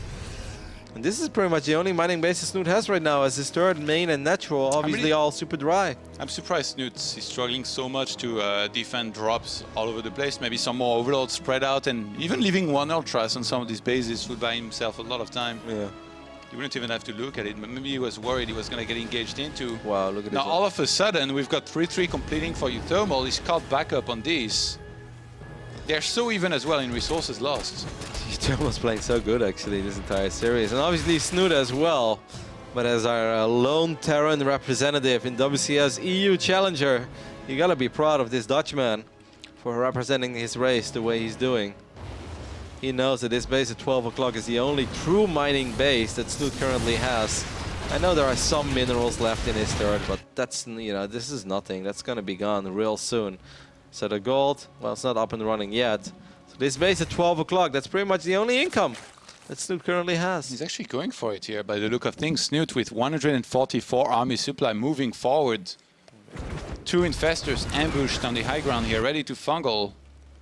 Uh-oh. That's not much anti-air, just these Infestors plus Ravagers, but we've only got 2 Vikings so far. Those could do a lot. Couple snipes. No transfuses. Wow. Quints on. Not a single Broodlord died there? Yeah, Quints were left across the map, instead of the map of Snute, so that's why I'm surprised he's attacking right now. Uthermal was pretending he sent those medevacs back, Todd, but he turned around outside of range, and now he's going to be able to work on this hatchery at 12 o'clock, and he will get it. So that means that Snute is once again back to almost 1 mining base. Detected one of the Infestors that was going forward, almost blew it up here. That location, Snute's mining, has been crippled. Yeah, it's just the gold now that he has. His army was supposed to keep that base alive, but it failed. It will clean up the army of Uthermal, however. Whew, what a game, though. What a series between these two. Can it be any evenly... Or can it be any more evenly matched than what we've seen so far? Knowing that their overall record... Yeah, it can with a draw. Against each other is like 47 against 47. Oh, the Overlord! On the left. It spotted the double Medivac, finally! Well done. 19 minutes, starting to pull his weight. Uthermal actually sees his Overlord. It's like, this Overlord has been good to me. I don't even care. That guy's useless. It's been good to me. Uh-oh, Todd. Can you do a fusion core dance? Can you do it? Don't make me. I would like to see that. I know you've been working out a lot lately, so these arms must be flexible. What does work? Well, you've got some move. I mean, in the past you were stiff as a board, but now now I can see you dancing and doing a little fusion core dance. I saw the kick you tried to throw in Mexico on top of the pyramid to try and copy me, but well, I didn't want to do that, Todd. You forced me. I I never claimed to be flexible. I'm completely okay with being a nerd. I sit. As long as I get 6K MMR, it's all good. We're all nerds. Do you have 6K? Soon. I had it on an A. Gotta cancel there. 12 o'clock. Rudler's moving forward. Utomo having a pretty strong defensive setup here, and he's gonna get BC start. We're gonna see some BCs with teleport. It's actually gonna be pretty sick. Do you know how hard it is to deal with for Snute? Oh, he's gonna lose one medevac to that spore crawler. I mean, especially like Snute in terms of anti-air, it's like I said, he's not exactly in the best place. It's weird too, because he's got so few units of each. He's like 5 Corruptors, 5 Infestors. Obviously, there's the 7 Ravagers, but then it's the 9 Queens that are, I guess, the main part of. Infestors are scary though to deal with. Yeah. When you make BCs, you don't want to see the BCs. By the way, that Overlord is deep in enemy territory right now. Yeah. Literally in the middle of like turrets, sensor tower, army, everything. Rip. Finally dies. That is some weird sensor towers, by the way, right next to one another. In case he loses one. Just wants to make sure he has it all covered. These 2 drops are not going to spot these links. I want to see how the BCs will do, Todd. I can actually see them do very well. Yamato is a 6 spell. I mean, we've all been watching that Natania stream. 6 months ahead of the meta, Todd. Making BCs. Spore Crawl is being thrown down. Well, once again, BCs could potentially teleport. Has traveled back in the future to try and explain us that BCs were good. Well, BCs are good. They're just really hard to get to, especially I think in PvT. Like, there is not a Terran build order that's just gonna get you 2 BCs. Surprise, surprise! Yamato? So yeah, we've seen you snipe. What? Oh! What? No! That was a miss. What? Yeah, that was a mistake. That's awesome. I guess it's safe to say he doesn't make BCs all that often. Does get a couple of Yamatos Snute will take that. He's actually going forward here, non-stop. Those Queens and Infestors are very scary. Utermal there said that, like, I've seen Patience blink as Blink Stalkers. Finally, by the way, Snute, he's leaving some... actually, maybe that's even too many. Ultralisk at the top side against the drop. That almost looks like an Ultralisk centipede. You know, like the human centipede. God, what is wrong with you? We've all seen that movie. The Zerg centipede. You'd be the sick doctor. It would be like 18 supply in 1 unit. The middle one tried to escape. Hey, 2 Dropper Lords. What is he gonna drop? Drop Queens? He's gonna send Broodlords Ultras, into I them. guess. No, I think Queens, because if he sends the Broodlords forward, he needs to protect them. Or maybe Oh, Ultras, Corruptors catching on the top left-hand side. These Medivacs and Ultras will clean up. Yeah. I love how there are a couple of bio units over here, left behind. He forgot about them. That actually helps you thermal too. If he kills that, Yeah, they won't. the Marauders might be able to deal with one. Oh, he's gonna drop Ultra on top of them. Surprise package. The unexpected. Ooh, he's so sick. He had raised the He's ship shooting at one his time. refinery, I thought. Micro! Nope. BCs will show up though. He's gonna Yamato and then he's gonna pick up the Ultras before the Yamato lands. Are you ready for it, Todd? Are you ready for But it? it's not gonna happen. Whoop. Or Thought we're gonna see Correct. one of the sickest plays of 2017 there. There is quite a few battle cruisers now on the map. There's 7 of them with 3 more about to come out. Yamato and Snipe. Oh, here we go. He could blink out. That's exactly what he does. Nice micro. Well, that was a little early. The second one was a little early. This is not a fight you can take here as Snute, because you just will never kill a BC. There you are, Zergs. They were complaining about Blink Stalkers for the longest time. How about this? The Blink Stalk is in the air that can shoot cannons. 3-3 on the way now for these BCs. Lynx running around on the left side of the map. There's not a planetary there. Utomo is even on double armory, by the way, to get max upgrades for his BCs. I wonder what do you think is the ideal way to deal with this? Corruptus? Vipers, pull them in one by one, but they can teleport out. Yeah. But you can maybe pull them in and then Neuro. I think Neuro is very, very, very important. Yeah. Probably the most important thing. How high is the If you can Investigate neural fight? and tactical jump toward yourself to make sure they That's don't a escape. bunch of dead Broodlord stud. That's one way to free supply. You should have sent them to the left to try and deal with that one base of Euthermal, because the economy is still pretty important, like Snute. He's the one building up a bank a little bit better now. 36 links on the way. I think he's going to try to hit that left-hand side base here very soon. Yeah, obviously, like when you split map like this, you have buildings all across the map. Using the mobility of units is going to be very important. God, 21,500 against 21,900. In this case, 2.2. That's crazy. Super even game once again. Incredibly even series between these two fantastic European StarCraft players. See a couple fungals land and a few SCVs will get picked off. That's a lot, actually. Bringing Euthermal down to 42 SCVs. Thermy actually is not that rich. He has a super expensive army. 8,750, and he's not even maxed out yet. It's just gonna get better. You know what the sickest thing is? If Snute wins, we go to a map 5. I just want to see. That is one long series. I want to see everything blink into the main. That's what I want to see. Let's go for it. I think if you like blink here, it's pretty safe. You go right. Can definitely take this base. Can you imagine patience if you played Terran? You could use actually use the ability, or what is it? Caustic spray. There we go. Top of a couple of these starports. He's actually gonna pick up a barracks. I really don't think. Well, oh, Ghost out there. No ghost. Oh my God. Oh, that is. Woo! Run away, play away. He's gonna lose a lot. Ooh. Okay, that was probably not the best trade ever. What was Probably it? not, yeah. A barracks and maybe one starport. Hey, a burning factory, I guess, that he's not repairing. Fungo. Excuse me. Pathogen Glance. I love it. It's like the latest upgrade ever. A couple of Yamatos will go down. A few of these spores are going to take quite a bit of damage. Queens are going to try to heal it, of course. Exactly what happened. Ooh, mass blink there. Very cautious. You can just keep on doing that, right? Yeah, yeah. Oh, go links. forward, Yamato everything, pull back. He dropped a couple of links in the main, and these are links with 3/3 upgrades and Adrenal Glance. So you're going to have to respect it. Oh, these snipes are going to hit big time on a lot of these corruptors. Snute is losing a ton of units here. I mean, he got a couple of Liberators, but not before losing like a ridiculous amount of Corruptors there. Only 6 Corruptors remain. I really think that blink was a little too much. Euthermal was he's going to get the Ghost Academy, I think. a little too scared nice. there. And he's going to get some starports as well. These lanes are just ravaging everything. 114 against 144 army supply.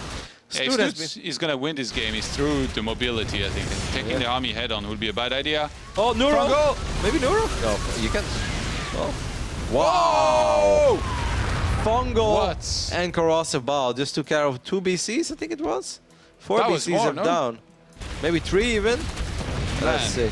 I mean, it's more Infestus on the way behind this. Snute likes to kill carriers and battle cruisers with Ravagers. And these were things that were not supposed to happen, Todd. I think when the Ravager was introduced in the game, nobody ever said, like, this is going to give Zerg a great answer to battle cruisers. Reminds me of, what was it? Mondragon, a long time ago. Roaches against... Roaches against air unit, against like Cruncher or something, and he just attacked and killed him. On Crevasse, TSL3. Somebody made a hilarious graphic where it was like counter 2, and then there was every single Protoss unit listed, and the answer to everything was Roach from Mondragon. I remember Crevasse, man. Greatest map ever made. I don't understand why it's not being brought back. I love that map. So good. Gap Arena. Oh, Crevasse was really? Great. Yeah, I love Crevasse. One of my favorites. A couple of drones get picked off here by a small hit squad from Euthermal, who just lost his entire main. There's nothing left in the initial main. There's nothing that suggested that Euthermal was here once upon a time, except for all the minerals that are gone. Typical humans. They spawn on the planet and they ruin it, Todd. And they just leave a mess behind. Euthermal could technically take this main. That's very nice. I'm a bit surprised to see Euthermal actually make an orbital on the bottom left-hand side instead of a planetary fortress on that. How many orbitals do we have? That guy's addicted to orbitals.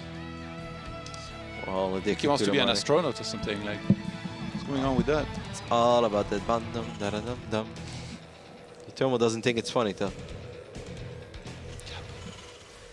All right, one more starport on the way. On paper, I feel like these battle cruisers should be even stronger than what we've seen from them, right? Yeah. But I think the Thermal is not super used to having games like this with this amount of BCs. Snute, meanwhile, goes up to 206 supply. He's breaking the game once again. Snute is so sick in those longer games, by the way. Like, I don't think there's so many Zergs that's in a split map situation where you go up to like 10 bases and stuff are as good as him. There are a lot of those guys as like Protoss, you know, some Terran, but for Zergs, generally speaking, they are much better usually at making stuff happen before you go into the situations. He's almost like the tanks.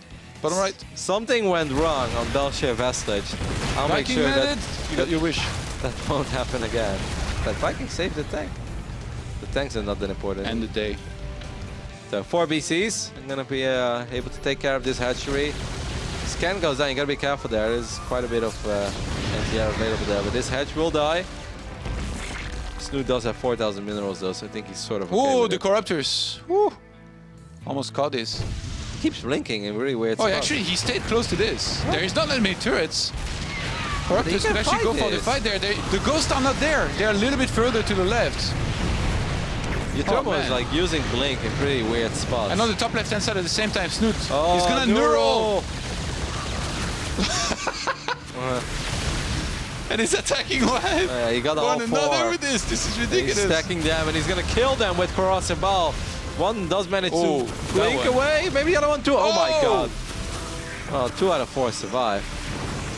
Could have been worse. These guys are like ninjas. Look at this guy. Where are they? 4 HP. 4 HP battle cruiser just survived. He was spamming out of his mind to get this out of there. This is ridiculous. What a game. What a series. I have nothing to say. Snute has 5,000 minerals in the bank. The problem is, Undergrounds is not Belcher. You know, Belcher, after 35 minutes, you're literally scraping for the last few minerals. There's plenty of minerals left on Undergrounds, and both players are willing to just mine them all. I mean, this entire left bottom side is uncontested. This base is super fresh. The gold is still super fresh. This is gonna go on for a while. I mean, what was this? The 5th base of Geothermal actually has plenty of minerals left. The first 4, and they're pretty empty. So this is gonna go on for a while. Belcher was 45 minutes. I think Undergrounds is gonna be longer than that. What is map 5? Don't tell me it's Cactus Valley. Kill myself. Wouldn't you like that? Ghost Academy being remade in a little bit of an odd spot there. One of the orbitals gonna fall. It's funny because like it feels like these Ravagers, he maybe should get rid of them, but no, actually, like Snute is that good with Ravagers that he could land some bile on these guys anyway. That's the way he likes to deal with carriers as well. He likes to fungo carriers and just pick them off with cross bow. It sounds ridiculous, but look at his spores. Snute makes it work. Moving towards that one base there. He can just set up from up there. He's in range of the Liberator. How funny. What in the world? Oh, gotta be careful. The Infestor is getting close as well there. Yeah. He should bring the Broodlords. There's 3 of them on the right-hand side of this. How many Lynx have died in this game? 314. Is he gonna... he's just gonna snipe those Liberators. Not for free though. I feel like Snoot's fishing for some Fungals and some Neural as well. Wow, 18 Infestors right now. A couple of Broodlords are a little bit exposed. A few snipes could take it down. There's really not much protecting these Broodlords. These Lynx is still just going at it. Might actually get a sensor tower now. The land is Viking. With the 34 minutes barracks being remade there. Well, he needs a couple. These barracks are actually on the fire as well. He left a couple of BCs behind, but Lynx with Adrenal Glands are just insane. There's a planetary there. That's going to keep it safe. Snute with 64 drones still. Saturating all the bases that he can on the top left-hand side. Remaking a couple of these guys. Uturbo lost his 5th base, Todd, but he got a 6, 7, and 8, and 9th. That sounds like a profit. Yeah, that's a pretty good deal. Oh, Ravager's gonna get sniped. He's gonna blink. He's and Infestors as well, dying all over the place. Snute. So many. He does land a fungo. Cross a ball, but 1 is not enough. There might not be enough. Wow. Ooh. Yeah, that hurt. Not paying attention to this for 1 second, gets punished for it. Snute lost 8 Infestors there, but he had 18. So he really doesn't have to worry that much. Snute should just sacrifice his army, do a cheeky 36 Muta transition. I mean, he has... You think that would be good? Because I don't think so at all. He would get murdered by Ghosts and DCs. A couple of these brutes. Snute has to be careful. He's super rich. He doesn't have that much gas. All right, well, Broodlords, so long. Yeah. Had a good run. The last of their kind this game. Yeah, brutes are not going to make the difference anymore. I'm not sure if Snute knows exactly what he's supposed to make. He's getting it. I think oh, fungal! on the ground there is not much left for Euthermal, so maybe a couple Banelings to get onto these Ghosts and Zerglings. And then dealing with... Oh, he's still fighting against the BCs. Whoop. Oh, you got to TP out. He's going to try to get the fungal or neural parasites. He TP'd like 1 second though. Why is Snute pulling back? Because Snute knew about this fleet. We have the Golden Armada, and what is this, Todd? The Grey Fleet of Death? I don't know what it is, but it's scary and powerful and packs one hell of a punch. Having a hard time coming up with something more badass than Golden Armada, but this army definitely is. Yeah, this army murders the Golden Armada, by the way. There's 0 chance. Only thing you can do is Storm, Void Race, Archon, Stalker, Remax, but then the BC. Just blink back. It's a very powerful Sky army, and I'm not sure what Snute's supposed to do against it. Snute's going up to 218 supply. Yeah, just a casual Snute game in the late game. Saturating the gases. Itoma has not scouted these bases, but I'm sure that he's expecting Snute to have them. If you guys just joined us and you're wondering, like, wow, it's a pretty epic game. Yeah, we're on the new expansion. Yeah, it's like Battle Cruisers versus Zerg. Did Utoma spawn on the left bottom side? Those bases must be dry, right? Like, no, Utoma actually spawned over here. He spawned in the right bottom side of this map. And this game started off. We have another interesting tech choice. 36-minute and 30-second Baneling speed. I want to see Pig do a daily about that one, Todd. He has to go to these first 36 minutes first. You know he will. Obviously, Baneling speed, all jokes aside, can actually be super useful because, once again, like Todd said before, you want to get on top of these girls. Yeah, there's really not much on the grounds. If you attack with your entire army into this Terran army, the battlecruisers will be shooting at the air units, right? By default. So then the Banelings can move in and kill the ghosts. I think that would be the ideal scenario here for Snute, but because he has so many infestors, it feels like he can't really attack into the Terran army, so both players are just going to keep on being patient. I like to still see him be more active with the BCs. I feel like he's played very scared. Oh my god, Kev, press L. L? Look how even this is. This is ridiculous. 50k and another 50k to go on the map in minerals. I know, no, there is actually probably 50k of resource left. Snute is moving down the ramp, Todd. A couple of these BCs are a little hurt. Fuel scans go down, goes moving forward, snipe. Ooh, fungal. Barely missed. Few free pickups. Yeah, Snute lost more gas. That's, I mean, I want to say that Snute has to worry about gas, but it's not really the case. Like, all these extractors are still pretty fresh. He's got these two over here on the left up. He's still got these as well. This one is mined out. These are... Bit surprised not to see Euthermal repair his battlecruisers, by the way. Yeah. A couple of them are injured. I guess, like, it's not like he's gonna get attacked into anytime soon and lose the fight, right? These guys are ridiculous, though. Like, this is like one of the longest best of fives I've ever casted, and we're in game 4. Like, how does it even happen? Especially in, I think in Legacy of the Void, this is the longest best of 5 I've ever casted. I've done best of 7s in half the time of this series, that's for sure. And the thing is, it feels like in this game, Euthermal is being way more patient than Snute. Like, Snute's the one trying to make stuff happen. Yeah. He always moves in these positions at the bottom and loses a lot of units. Not in a cost-effective way. Look at this. Well, Caustic Spray was trying to do some damage on some of these starports. A landed Viking, of all things, was spotting this coming. Well, that's better than him being in the air. He knows as well. He's like, I was meant to fly, but then he saw these corruptors. He's like, no, I was meant to walk. This is fine. This is perfectly fine. I'm happy to be on the ground. Snute might want to start lowering his drone count, especially on the minerals. Like, he's got more than enough already. He's got 18k. That's a lot. What did that BC pull back? It's like, your bullets tickle me. Tickle my armor.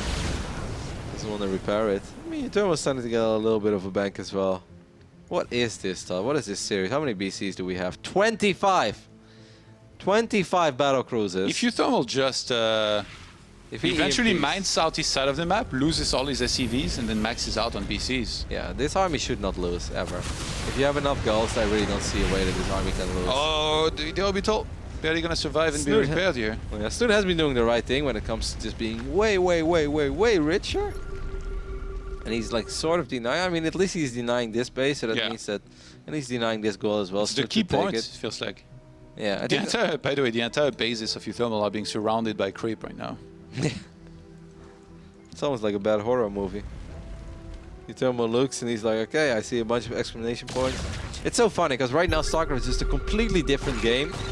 Like everything matters normally so much early on. Micro execution, you know, 10, 20 seconds can make the difference between a push being successful or not. And right now this is just a completely different game that requires completely different skills than executing a 2-1-1. Look at the production tab. 20 sports. Snoot's gonna break the world record, Todd. I want How many more. is he gonna get? Be careful that they don't start finishing. 219 now with 7 Vipers. I like this because the battle cruisers, they clump up a little bit, especially if you attack into them and then pull back. They're gonna chase you and clump up really badly. So if you can land a lot of parasitic bomb, that could be huge. But I think. Tell me what you think about this. Like 17 infestors, doesn't that kind of feel counterproductive? Because then it's units that you could be having like actual fighting units instead. It's probably a few too many, but I think that Snute, I mean, plenty of neuro, and I think he can also leave a few behind, so just in case he messes up, you know. There's BC. Like there's still a base I could take here, really? Oh, there's something coming. That was he baited the scan. You see that? He sent like 5 changelings forward. Scared Uthermal scanned. And he saw those were changelings. Alright. We've got a bunch of corruptors trying to pick off a battle cruiser. Uthermal knows it. Uthermal's baiting. Jump that! Whoa. That's a lot of DPS. Where's your tactical jump now? Well, we had 25 battle cruisers start. It's only 24 now. What are you gonna do about it, Uthermal? Uthermal was like, well, I'll make one more. I'll build another one. It's gonna be 25 again, bro. Damn it. Alright, you owned us. These armies are ridiculous. I think Snoot's ultimate goal might be to take that left-hand side base. So they're gonna basically set up a chokehold point here, for which they're gonna be fighting. It's still gonna take a very long time though before all these bases are mined out. I mean, these bases are all still pretty fresh. Snute has so many infestors that maybe you should have sent some on the right-hand side, like 4 or 5 at the bottom, and then try to snipe some of these buildings. What I'm a little bit disappointed by, Todd, is that we don't see banter now. Yeah, I'd like to see some banter. See what they think about it. Since they said they were having so much fun on Belshare. Belshare was 45 minutes, by the way, guys. We're closing in on 43. Oh yeah, we're gonna exceed that. yeah, by far. Look at this army. This army, Todd. I have to zoom out twice to show the entire army. Like do you think Parasitic Bomb can do this here? No, Parasitic Bomb doesn't do much against BCs. BC too much hit points, man. Really? Yeah, 550. It's like, so what? No, you spam that stuff. No, no, no. It's all about abduct. Oh, oh, oh! What? Snute is having so much fun. He took over. He should have EMP'd the ghosts. Yeah, I'm sure that was the dream, but he didn't want to send the infestors further forward.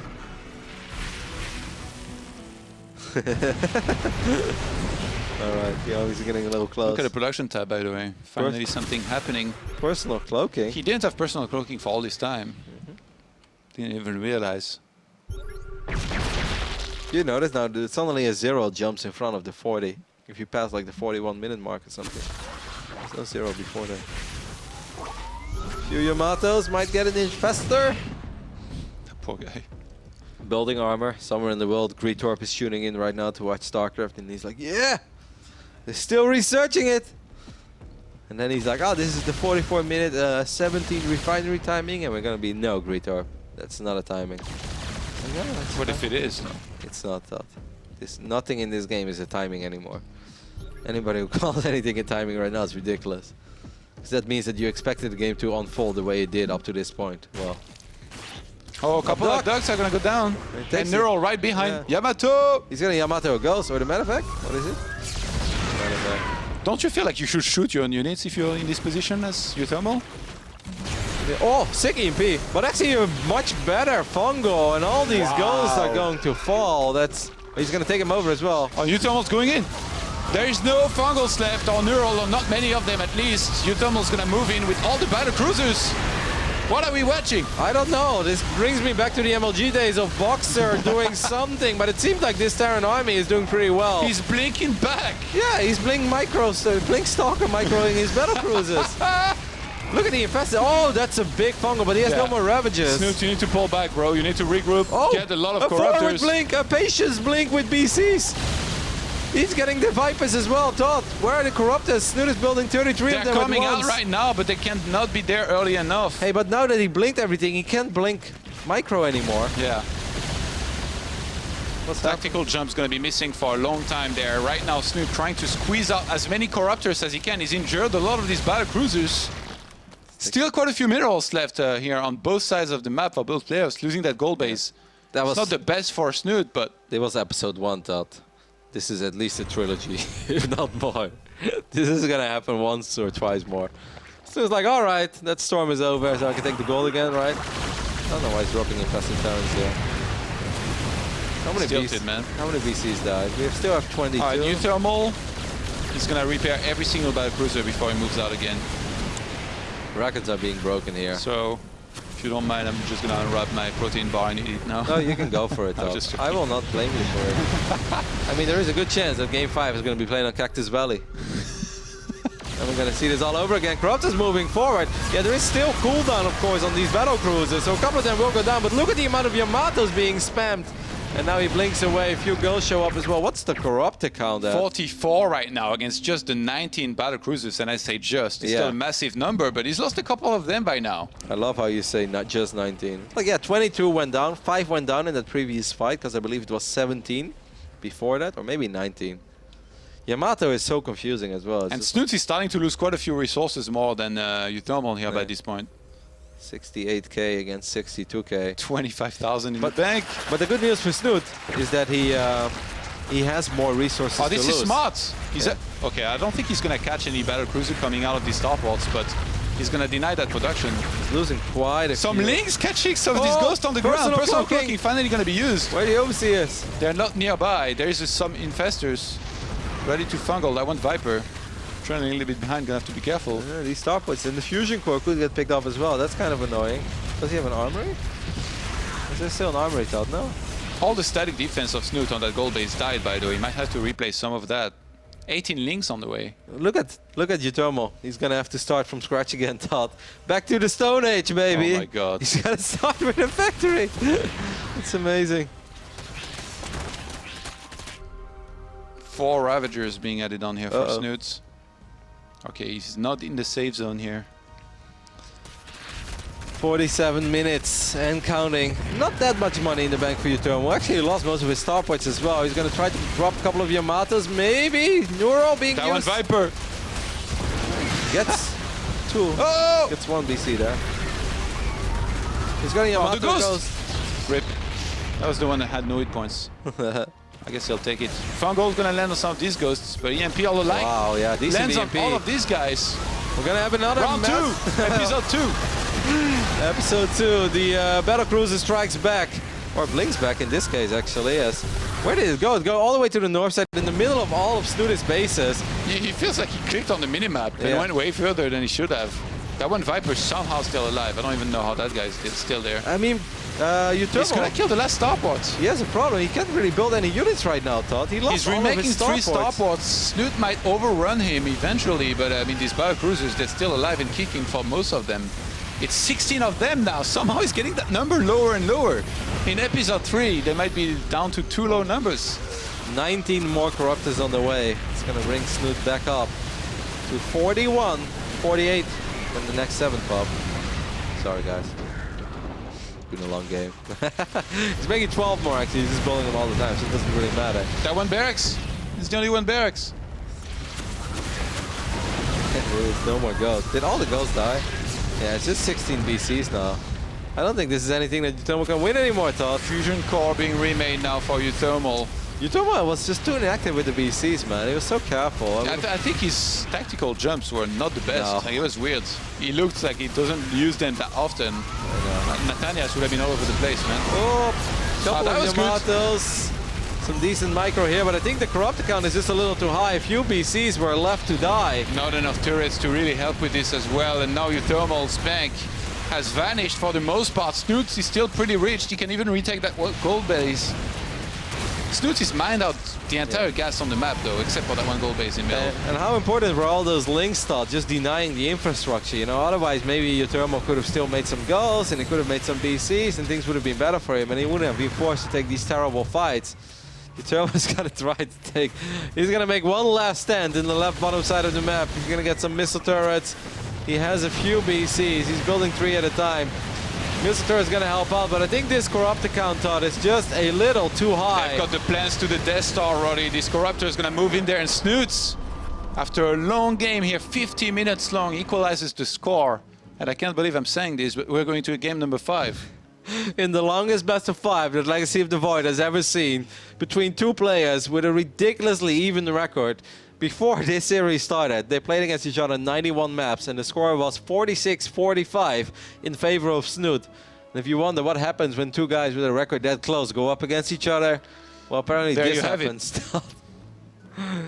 Oh, and what's going to be the 5th map? We haven't seen Paladino, but I highly doubt we'll see Paladino. We haven't seen Cactus Valley, which I think is very likely we'll see that one. And we haven't seen... What is the other map that we haven't seen? We've seen Proxima. There's one we didn't see. Did we see Newkirk here? No, we didn't, right? Has there been a Newkirk? No. No. So it's going to be Newkirk, Cactus. Another great map for a split map. Well, the good thing is that the maximum amount of time that it takes to mine out Newkirk is like 41, Todd, so... Never know. Poor Showtime. Doesn't matter how long it takes to mine it. Yeah, It matters when you want to attack, Kev. Is there a chance? Emil as well is like, what's map 5? Yeah, the semifinals are going to be quite a bit late. We're behind. We're supposed to do 4 best of 5 today, guys, and this is our 2nd one. And the semifinals were not supposed to be played simultaneously. So I don't know what's happening. We're waiting for map number 5, maybe the place. By the way, the resources lost at the end here. We're so insanely close still, 75 to 75. So we went from 50 to 75 before the last few engagements. Cactus Valley, map number 5. Cross map Cactus, let's bring it on. I want to see it. Split it up. Obviously, if this is Rack Sweeper. No, there's no chance. Horizontal or vertical, there's a good chance that there is going to be a lot of aggression. Man, it must be so hard to go back to the mindset of everything that is important in a StarCraft 2 game in the first 10, 11 minutes, you know, when it comes to, you know, marine timings, medevac positioning, overlord positioning, when you just had that. Like, how many bases did Snute take there in the end? Like, I don't even want to know, but I lost count. It must be at least 13, I think. Because you easily have like 5 bases. Yeah. And then you have the gold, 6, 7, 8, 9, 10, 11, 12. Probably 14 with the gold, 14 or 15. It's ridiculous. Yeah, the other the gold as well, so make it 16. 16 base there. I'm surprised actually that like he went the way he did. I thought that Snute would struggle more against this mass BC army, and that he would need spores.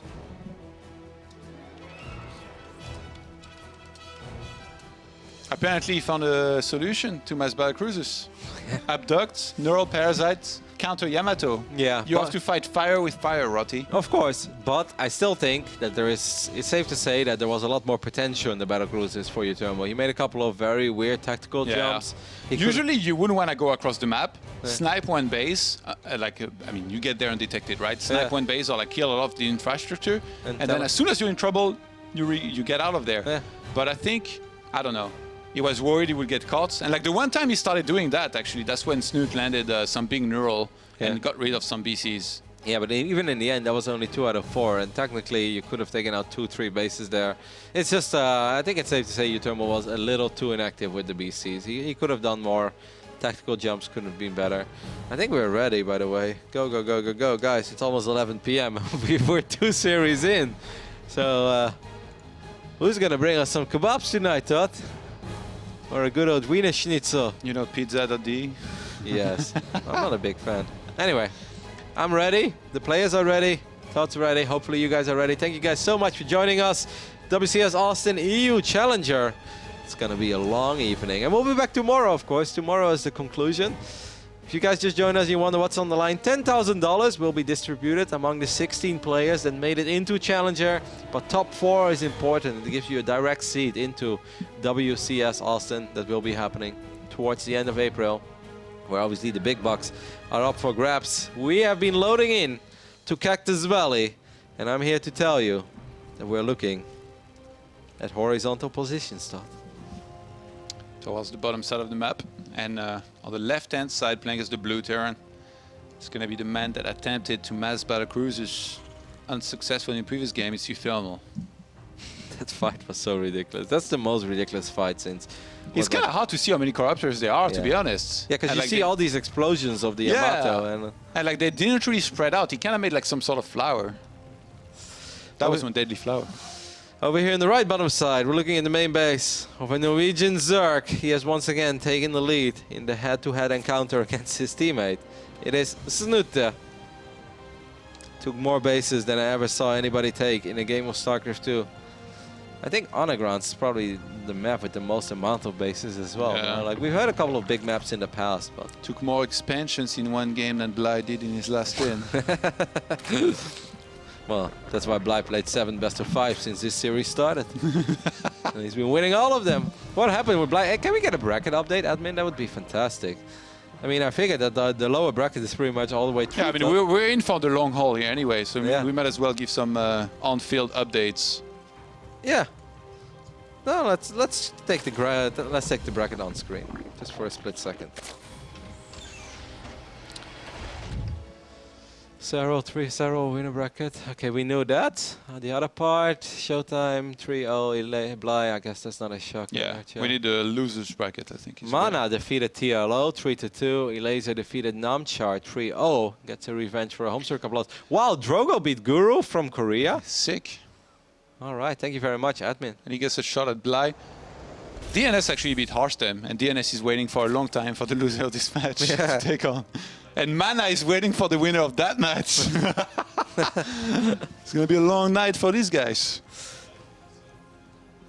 Oh, apparently Bly beat Petit Drogo. That wasn't updated yet. He's up against Laser. Bly against Elaser. Not a bad run for Bly.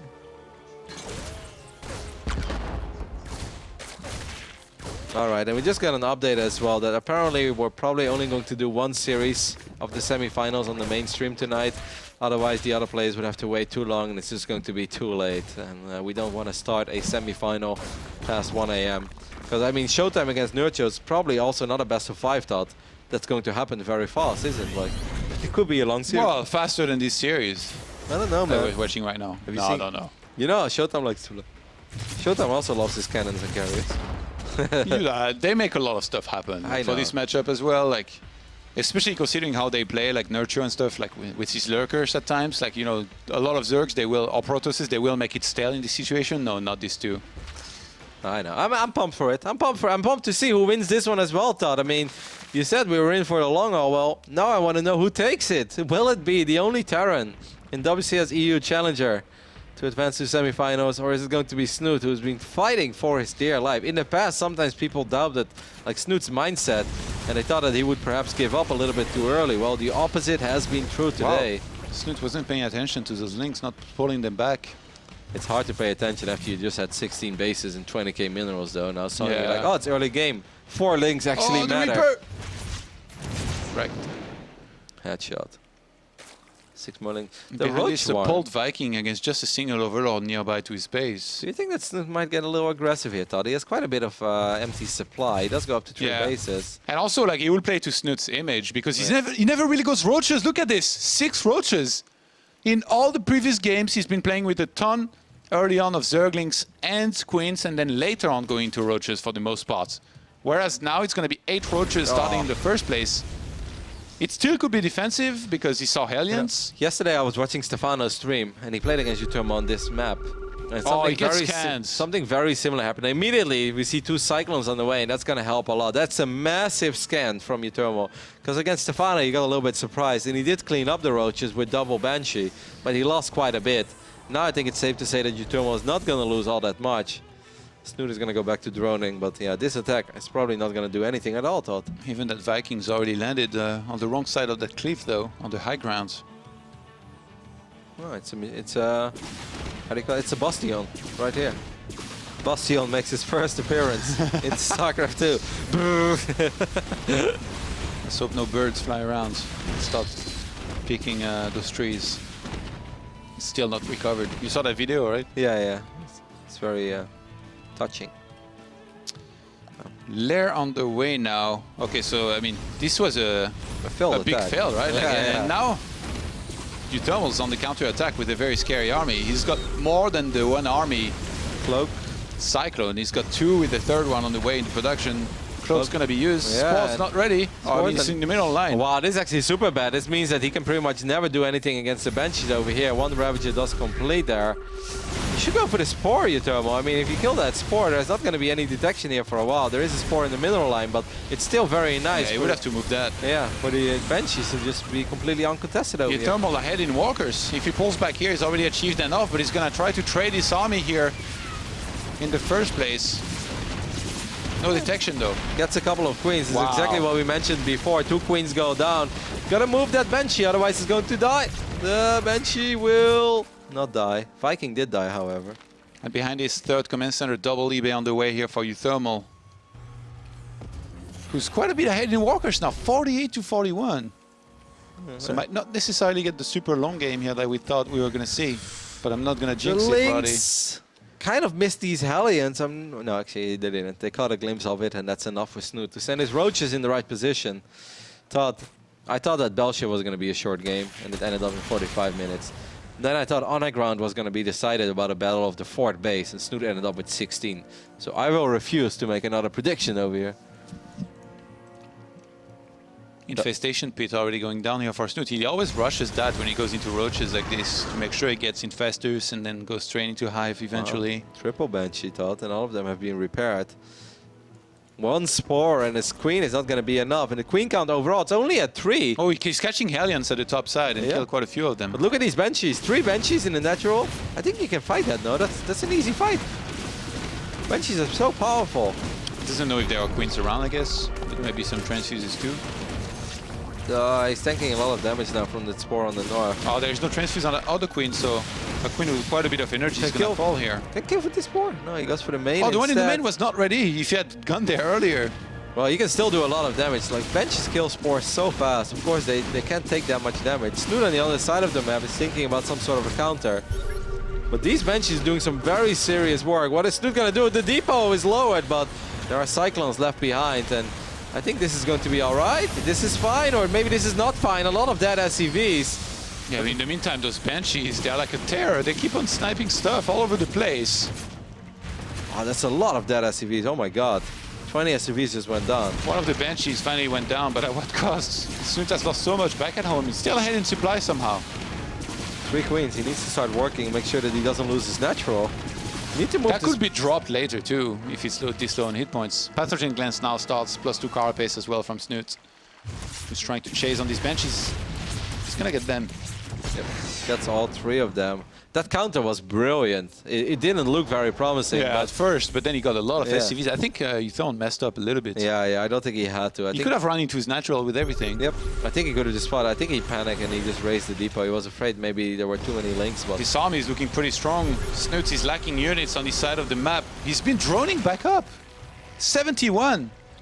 He made so many, and now the hatchery is going to be on the thread. There's not many transfuses nearby, but there's a couple. yeah, you said it. Those Banshees have done a phenomenal job. Snute is forced to pull all the drones. Can he clean it up? Cyclones have so much DPS though. A couple of roaches show up as well. It seems like it might actually be enough for Snute. All the queens survive. Wow, what a sick hold. Could have pulled back drones a little bit earlier, but other than that, he at least cleans up. Yeah, he lost. And now he has so many queens, infestors in production. He lost 21 drones there.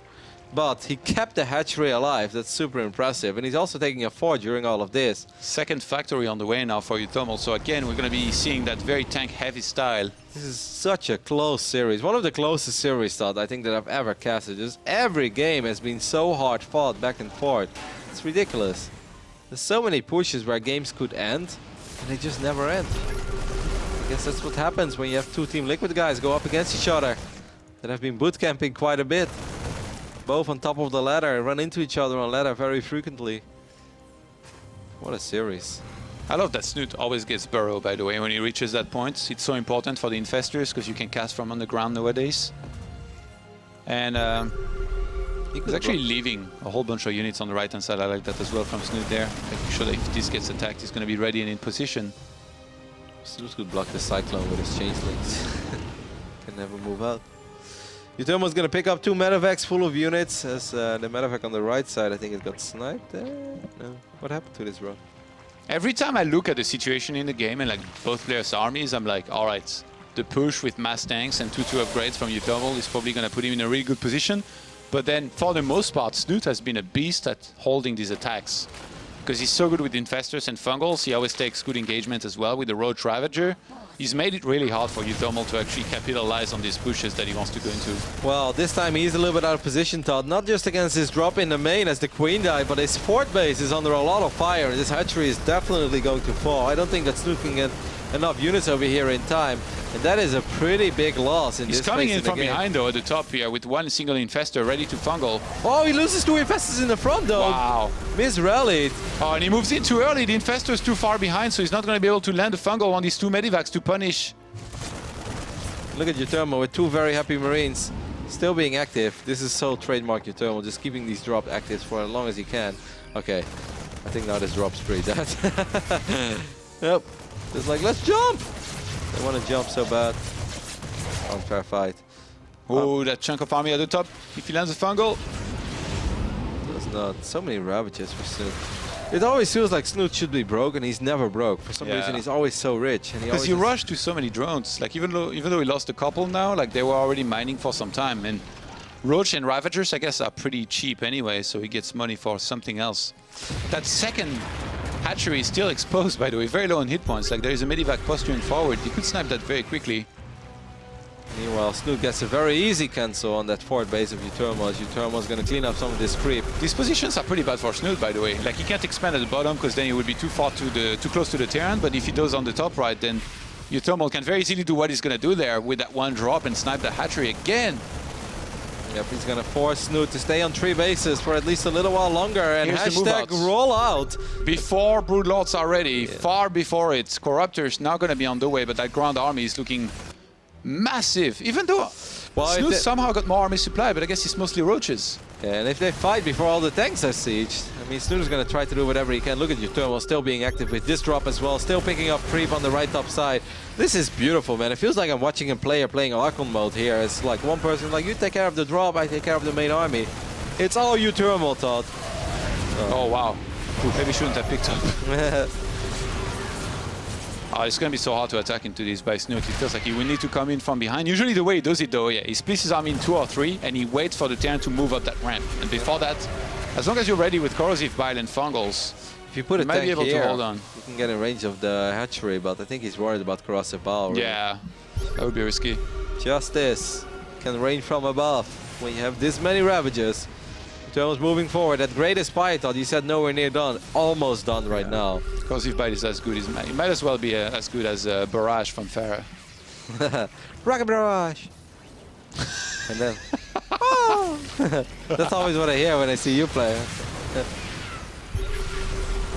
Poor Farah. Are you hating on my Archmage dying in Warcraft 3 and my Farah dying in Overwatch? What's next? Favorite sounds, Todd. Favorite sounds. Few bio units do get picked off. I mean, 7 Broodlords, Todd. Snute has done it. He's bought enough time to get 7 Broodlords. He's on the chase. And these tanks can siege. Can they? Woof. I thought if he had gone in, the tanks would have been clubbed up. He might have been able to deal really well with that. But now Broodlords are out. And Utermal is very tank and Marauder heavy. It's 42 Marines, sure. But there is the threat of Fungal. There is a ton of Roach and Ravager to cover these Broodlords. I cannot believe. Only 1 Fungal though, actually. I mean, maybe 2 Fungals, but only 1 in faster. Yeah. It's full energy. Really good job there by Snute, spreading his army, buying time against that very scary Terran army. As Snute, Utermo's floating over the command center. He's going to counter-attack. Utermo realizes he cannot take on this Broodlord, so he's like, you know what, I'm going to try to squeeze out as many Vikings as I can out of my 1 starport. Look at this, couple of unsieged tanks taking care of these links. I love it, man. This is the only way that this series was possibly supposed to end, in just pure madness. The most even best of 5 that I have seen in Legacy of the Void. As Snute has a terrifying army, but 3-3, bio, you gotta be careful there. He's gonna engage in a couple of these tanks. He ends up losing quite a few Roaches, but, well, actually links show up, and these are pretty powerful links. Wow, these tanks. He could have picked up, yeah, there we go. Trying to save some of these tanks there. Utermal, we've seen him in this situation, losing more units than he should at times. He brought Snute back at home by threatening the counter-attack, but now he's fully back and defending that location. Snute, though, Even though his economy has been denied for the most part, now he's finally confident enough to take that bottom side base. Well, talking about economies, Utermo doesn't really have one either. Only has 29 SCVs left. Does have triple orbitals, so he could mule like a madman. All that Snute wants is to fight in a straight-up engagement. Because then these Broodlords can truly do some real work. Three more Snute wants is to get the money fungal. This one infestor. The chosen one. Again, Steph is back.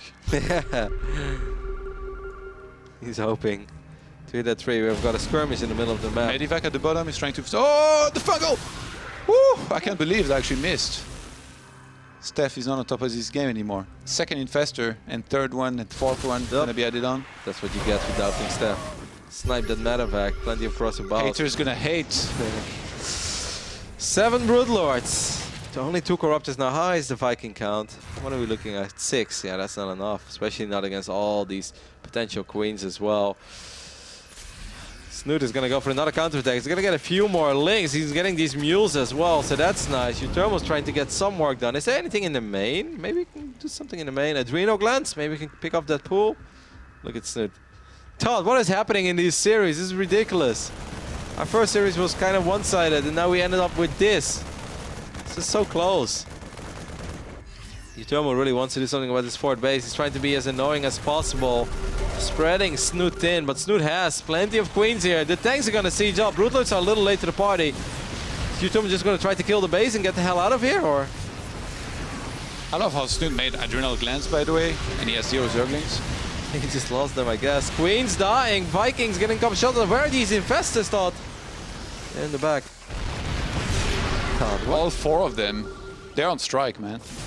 How close? Game 5, 124 army supply against 136. The fourth base, the only base with a lot of money left, is about to go down. I think Snute must have been like flabbergasted or something that Utermo dared attack him in this location, because he just wasn't ready. He kind of choked, pulled back, and now that base has been sniped. In the meantime, Utermo's mining fully from that left-hand side base now. He could fly command centers to new bases as well. Oh, Fungal on top of the Vikings. There you have it. That's what Snute was waiting for. He gets 5 or 6 Vikings there. And now the Broodlords are gonna reign supreme. There is really not that much anti-air left over here for Utermo. And Corruptors can cover as well and fight these Vikings head on. You can't send them too far forward by themselves, though.